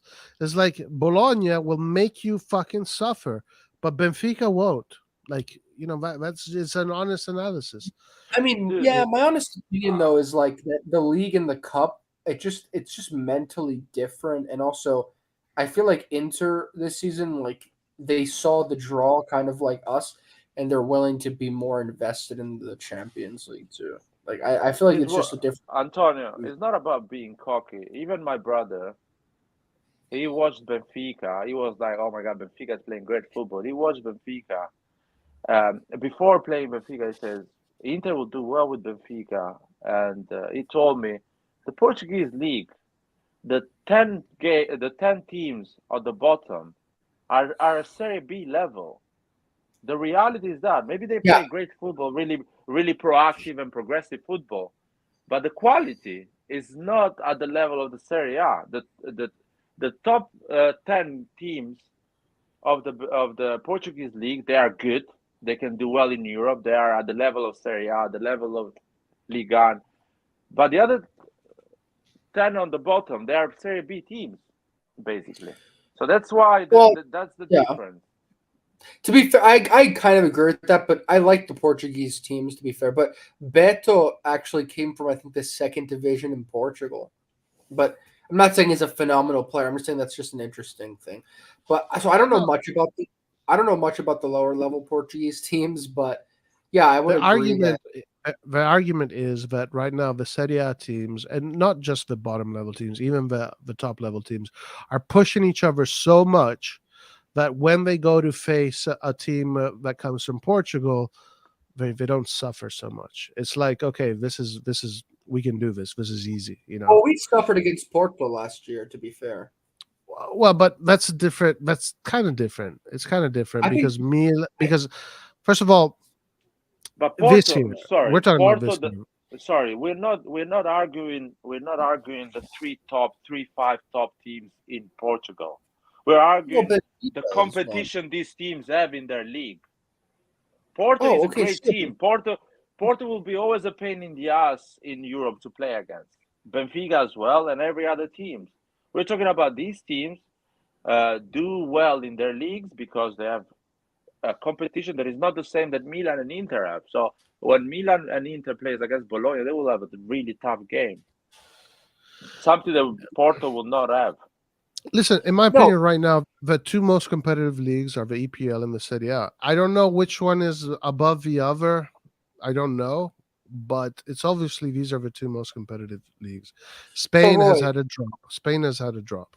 What's up? Roy, so what? So before this season, I believe that you said that Italy was out of the Yes. top five leagues. So can you give me your new Yes. opinion? Right now, Italy is maybe top two in the top two. When 3 years Uh, ago, it was still in out of the top five. Right now, Italy is top two. Bundesliga has had a huge drop. La Liga has had a huge drop. Liga is still Liga, it's the same thing. EPL has yeah, stayed more or less the same. The Italian league now, with the rise of Milan becoming a European team again, Inter, Napoli, and Lazio, Roma, all pushing each other for that fourth spot. Juventus is still Juventus. And then the mid-table teams now are pushing for that seventh spot, yeah. and also the national team. I was looking at the national team from the U16 to the under 21s, a huge level of quality, incremental level of quality. So there is a big, while many other countries this year had a dip, Italy instead went the opposite direction. I don't know how long it's going to last. Maybe it's going to just be this year. Next year is going to be different. But this But year, yeah, can I top two for sure. let me opine on that, and then the flyer wants to go. I so yeah, I would agree. Like I think that looking at the top five leagues, first of all, Portugal isn't usually considered a top five league. Let me just address Portugal. I agree with the general consensus. Like the top teams are very good, and in Europe, you shouldn't really like. You have to be careful when you play them. Inter did well today, though. Inter kind of like, I mean, what the fudge? They conceded 3 goals. Like, yeah, I mean, they should have done a bit better. They shouldn't have conceded those kind of dumb goals, but whatever. They're Benfica and Porto, they do play well and they're going to make it difficult. So I do respect Portuguese teams. However, I agree that the strength of their league is kind of a little bit, it's a problem. Also, I'm not going to be talking about like the financial situations because that's a different story. But let's just talk about the competitiveness and the quality of the best teams. France, PSG, who hasn't won a UCL. Marseille is the only team that's won a UCL, and the competition just isn't that high because PSG is going to win the league pretty much almost every year. And if they don't, then the team that wins all their best players are going to be gone to another team. I think Lens this year is actually doing pretty well in France, surprisingly, with that Seiko Fofana is having a great season. But yeah, like PSG, we already know. I mean, there's not much competition. Bundesliga is the Bayern monopoly. And I guess Dortmund is kind of pushing them this year, but Bayern have had a strange season. And when we played that German team over the summer, like that, we weren't even that good. And I feel like they were just like it was a real like defensively they were really poor. So I feel like the defending in Germany isn't as criticized as it should be.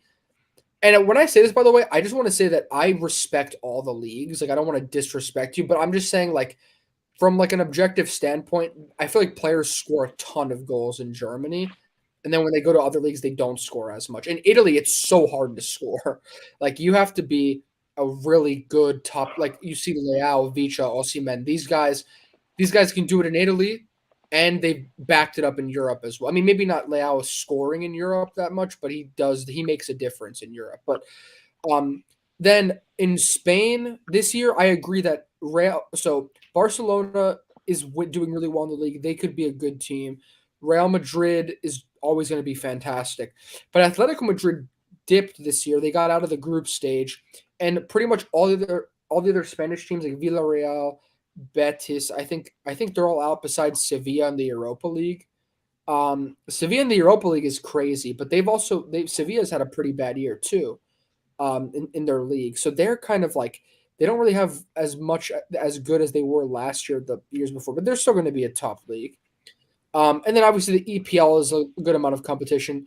And Italy, I'm excited, man, because with Napoli this good, Napoli, Inter, Milan, like you said, Juventus without the deduction would be easily like I think second place or third place, whatever. They're a top. I mean, they don't play like it, but they can get results and they have quality. Um, like man, like we got our top four is great. Um, oh yeah, and there's FFP rules and Yeah. stuff. So But so you agree with me? no, I This agree. year, For right this now, I agree year, because Serie A is either first or second, and yeah. the However, first I will spot say is this. EPL. I will say this, Roy.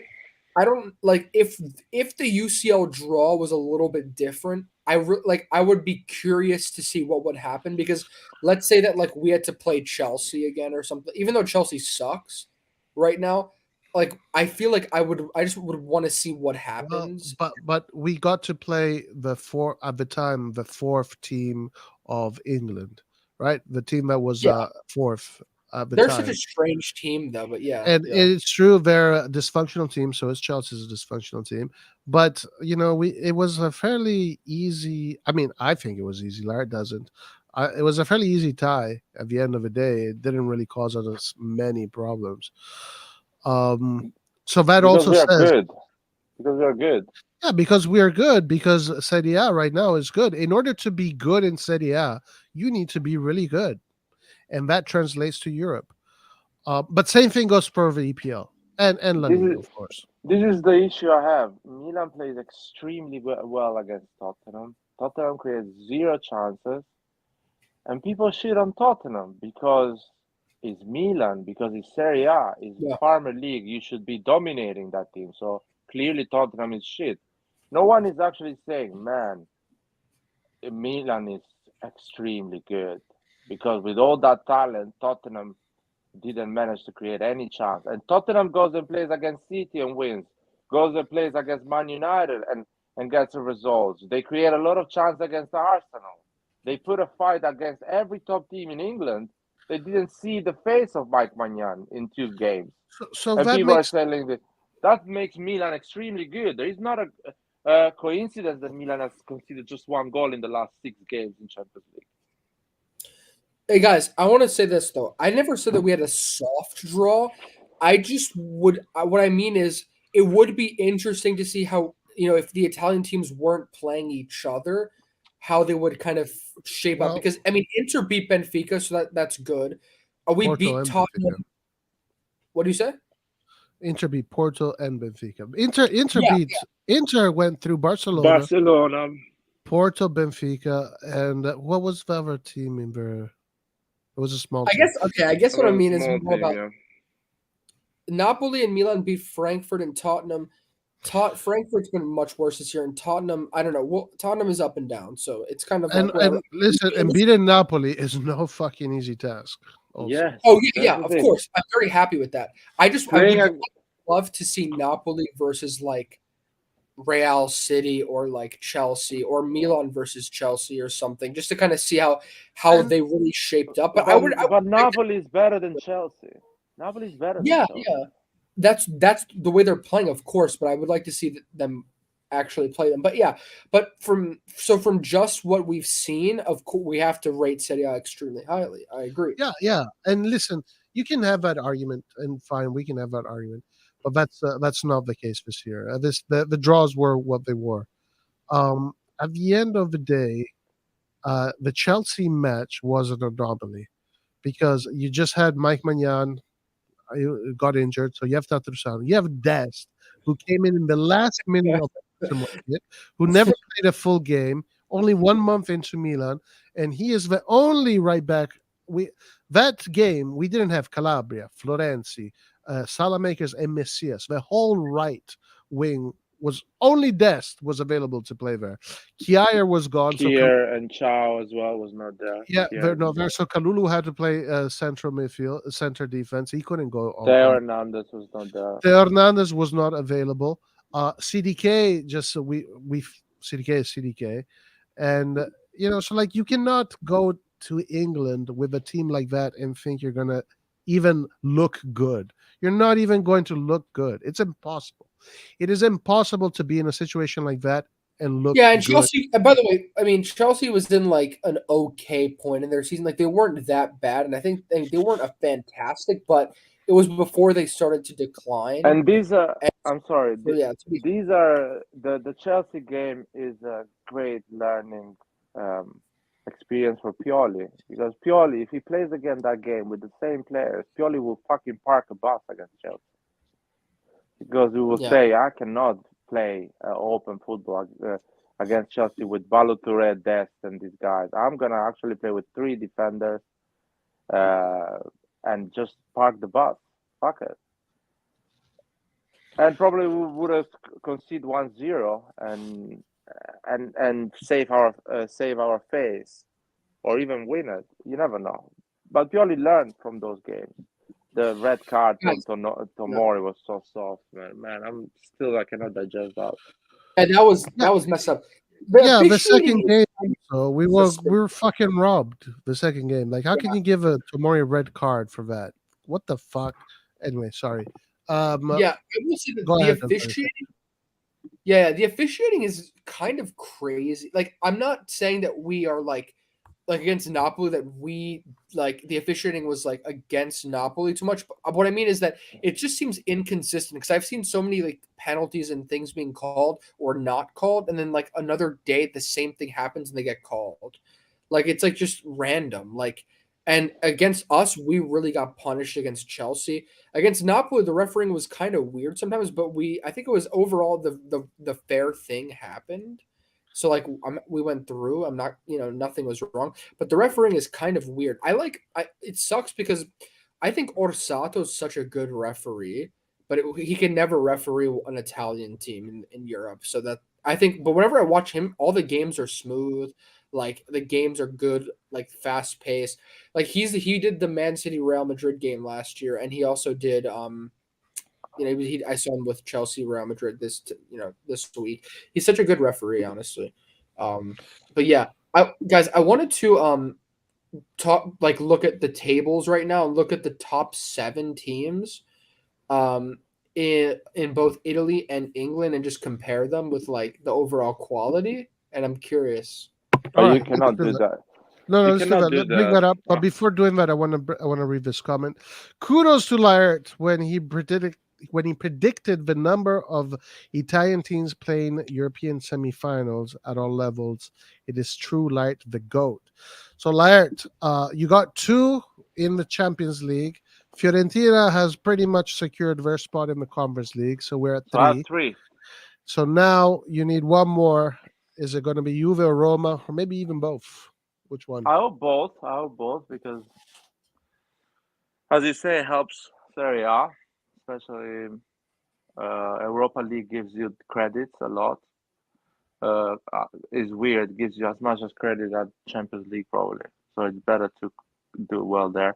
One thing I can say that I've been saying the Serie A is at a great level for the last 5 years. I never doubted the Italian football. Never. Maybe because I didn't. I don't know. I was not connecting the Milan doing bad with Serie A doing bad. For me, Milan was doing bad. Serie A was doing well. Serie A was banging. Football was amazing. It's just we were playing so shit, and I hate it. Um, just results were not coming because I always repeat on this channel that the presidents in Serie A are pussies. They're infamous people. They will go to hell, all of them. The president of Sassuolo is so rich, he can compete for Europa League every fucking season. He can invest money, but he's a motherfucker. Lotito is a motherfucker. Roma is a mess as a management. Inter is a mess as a management. Juventus is a bunch of scammers. The ownership in Italy is just a joke, a real joke, not like what they're crying about in England about the Glazers of Man United and things like that. They should come here in Italy and understand what the presidents are doing in this country. I wish there were more presidents like De Laurentiis or what Milan has now, which is quite balanced. Yeah. Or presidents like the Atalanta owners. The other ones, Guys, Juventus, to be fair, is they're ambitious, but they just do it wrongly. They do it in a wrong way. yeah, I That's the want to say reality. on that point. Well, by the way, before I talk about that, I was just watching the Dumfries interview, and I actually respect what he said because he was actually pulling up the Serie A because they were asking him the typical questions like, "How do you think the Serie A compares to England?" Like stuff like that, and he was actually he gave really good answers. But, anyways, on that point, I mean, I saw this video that was talking about the Serie A in the '90s and how it was the best league, and then and how there was all these individual Italian owners. But I feel like as the game has become more modern and commercial, the individual owners De Laurentiis, I don't know. I mean, they're passionate, but at the same time, they don't really they can't really compete with these corporations. You know what I'm saying?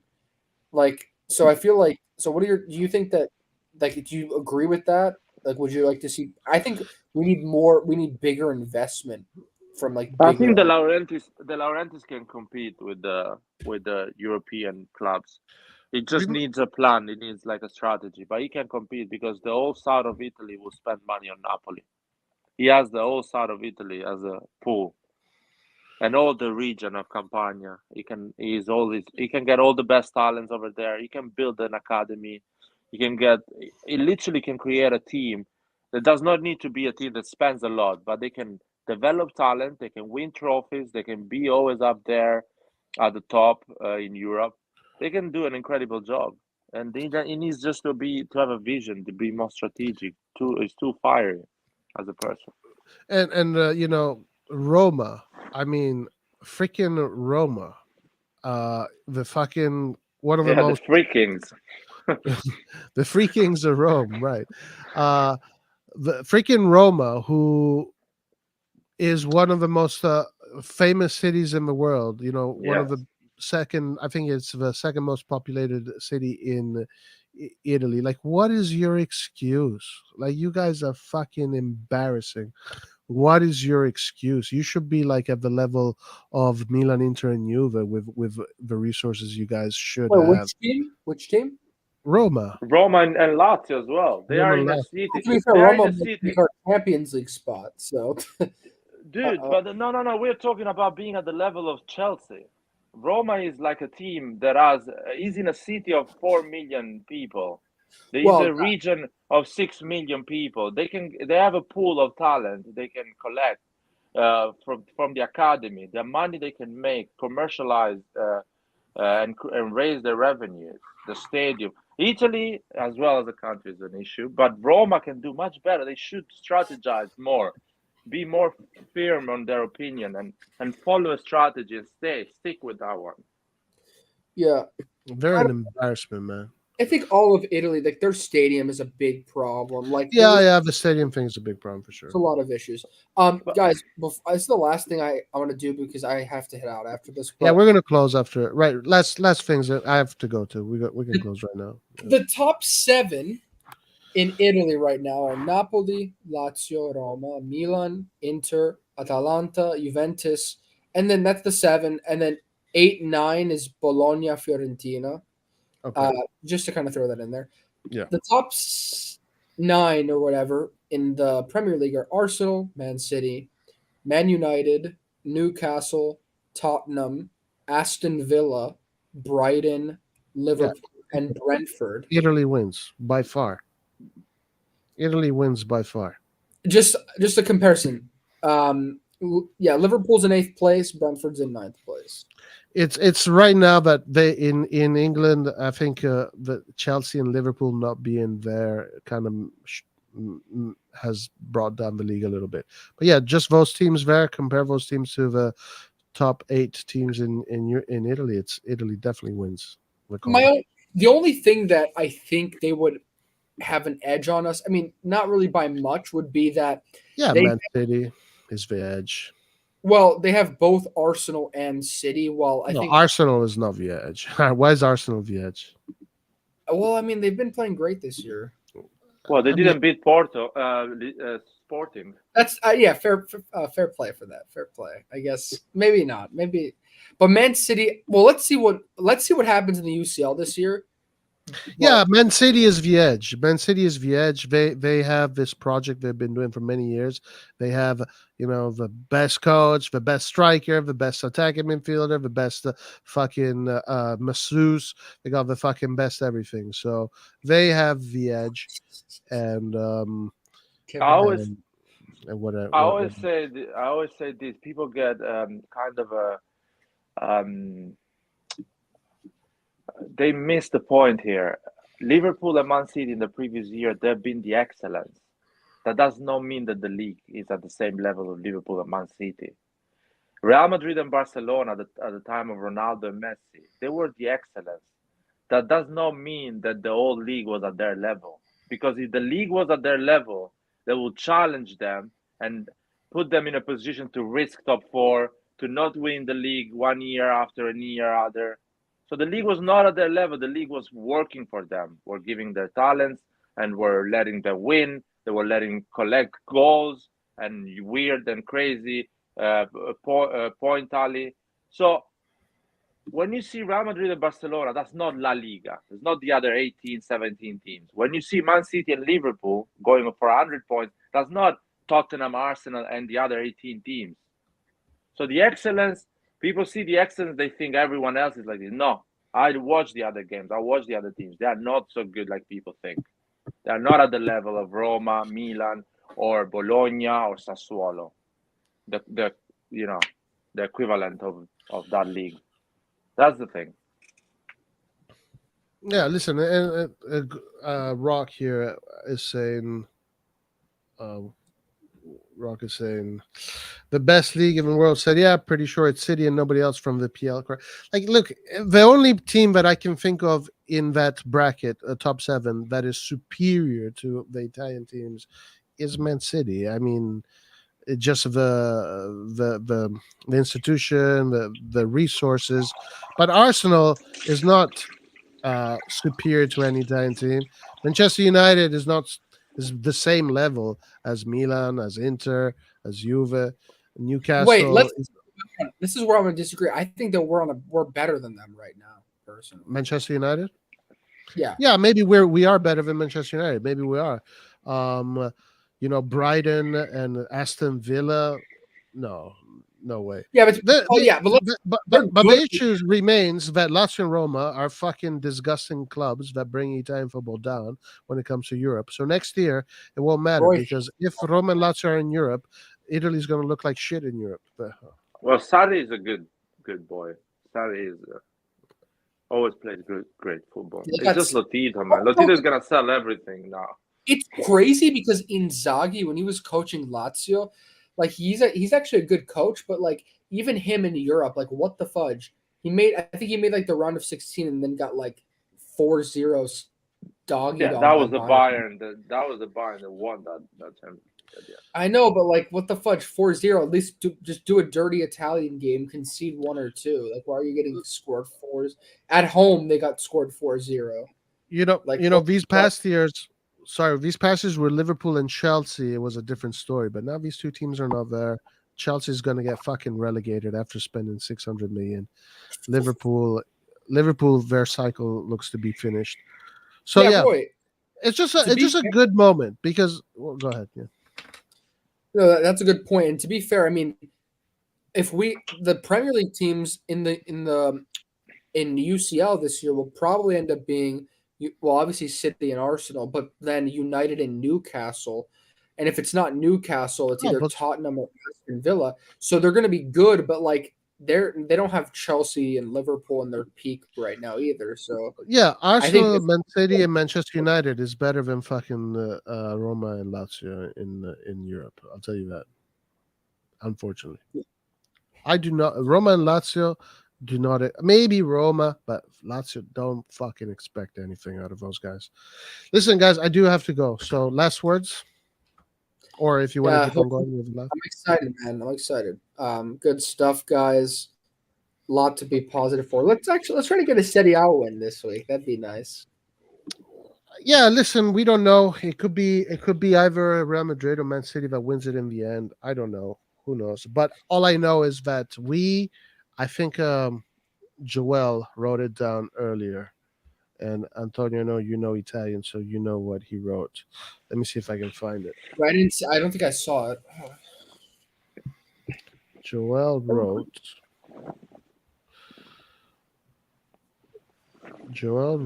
something that is some Maldinho, it says. Don Carlo Ancelotti is going to meet us in the... Joel, write that for us again, please. The thing you wrote in Italian that Maldini always says. What Maldini says, the dreaming costs nothing. That's something we don't need Cardinali's money to buy. Oh my God, what an honor. Eccolo qua. Succede solo a chi ci crede. So there you go. It only happens to the people that believe in it. So we should be optimistic that we have a good chance to win the Champions League. Believe in it. Then we'll see what the future brings. All right, listen, guys. Everybody that joined us today, thank you so much. Click that like button, subscribe, do all those good things, and comments. And appreciate everybody. Clint says he predicts Napoli loses 5 games in a row. No, Clint, please, man. Let's just give Napoli give them the freaking Scudetto. I have no problems with it. Clint cannot digest Napoli winning the league, man. He really cannot digest that. It's fine. I mean, who's going to win Lazio instead? Like that would be the end of Italian. I really like the fact that Napoli is winning the league, man, because at the end they play great football. So and plus, like it's only their 3rd Scudetto in their history. Like, let them enjoy it. You know what I'm saying? Like, it's much better than freaking Inter, Juventus, any of them winning it. Like, I would. And hopefully, we'll put the city in a place that will get used to winning and get more chill, more relaxed, because. What they did in front of the Milan hotel was something like weird, man. They look like morons. The Napoli fan base made themselves look like idiots. Oh my God! These guys do not know. I saw this compilation of like all the fans before the game saying, "We're gonna win, Napoli 4-0, Napoli." Like they were Dude, like things so, that Napoli does, these are such a small team things, man. Milan supporters didn't care what Napoli was based in the yeah. hotel, man. Well, do you know When they Liverpool came in fans did the Milan. same thing? Liverpool fans This did the is same thing to Roy. small-minded club against big. Small-minded, man. Guys, you know Super small-minded. Liverpool fans did the same thing against Real Madrid last year in the final. Like they bothered their hotel, right? I'm pretty sure I saw Yeah, that. but they were drunk, man. Liverpool fan, I know. They were completely drunk in Paris. I know that. So they're like, and they didn't even have the ticket to go and watch the game. That's what the English people do when their team plays the final. Jeez. Barcelona supporters did it to Inter, and when they went and played that semi-final, that Mourinho won the league, the Champions League. So it's just such a small-minded, small team behavior. Just What a player. Guys, USA is playing Mexico right now. I think Dest is playing. really. Yeah, I think something happened. I think we Guys, check this stat. Check this stat. They're 16 minutes in, 0 shots, 0 shots on target. Possession 21% USA, 79%. Yeah, Mexico. Dest is Wow. playing, guys. No. How the fuck he's playing? He should be in Milanello. Because learning he's football. we kicked him out. We basically told him that he's not going to play at all, so he's allowed to go on the friendly. Antonio, I was so upset when we announced that Dest as a loan from Barcelona. I was completely You furious. were upset with that? Man, I was like, I had to hear Brett John telling me that he's gonna bench Salamakers and Messias, man. Oh my That God. even made me That one feel gave me a worse. headache. That That gave me one a gave me a headache. headache. When And I Dest, don't want to start when they started to compare. Some people on Twitter started to compare to the Theo Hernandez operation. I was my like God. going nuts. I was like Oh my- going nuts because Dest, people man. literally started watching football 3 years ago when they behave like this. Dest's defending is so like it's just like I can't believe it. It's like he doesn't put in any effort to improve or to try. This guy like just casually causes penalties. To be fair though, he had to go up against some of like the best left wingers like in Mbappe in the Champions League and in Kvaratskhelia, in the league. But with that being said, like we can't be having this live. You need to be smart. You need to have at least some sort of like positional, like to try your best. Like Calabria isn't the most athletic player, but Calabria was intelligent and was able to position He's a perfectly. dog. Calabria's a dog. It's got that dog Antonio, spirit. Guys, did you?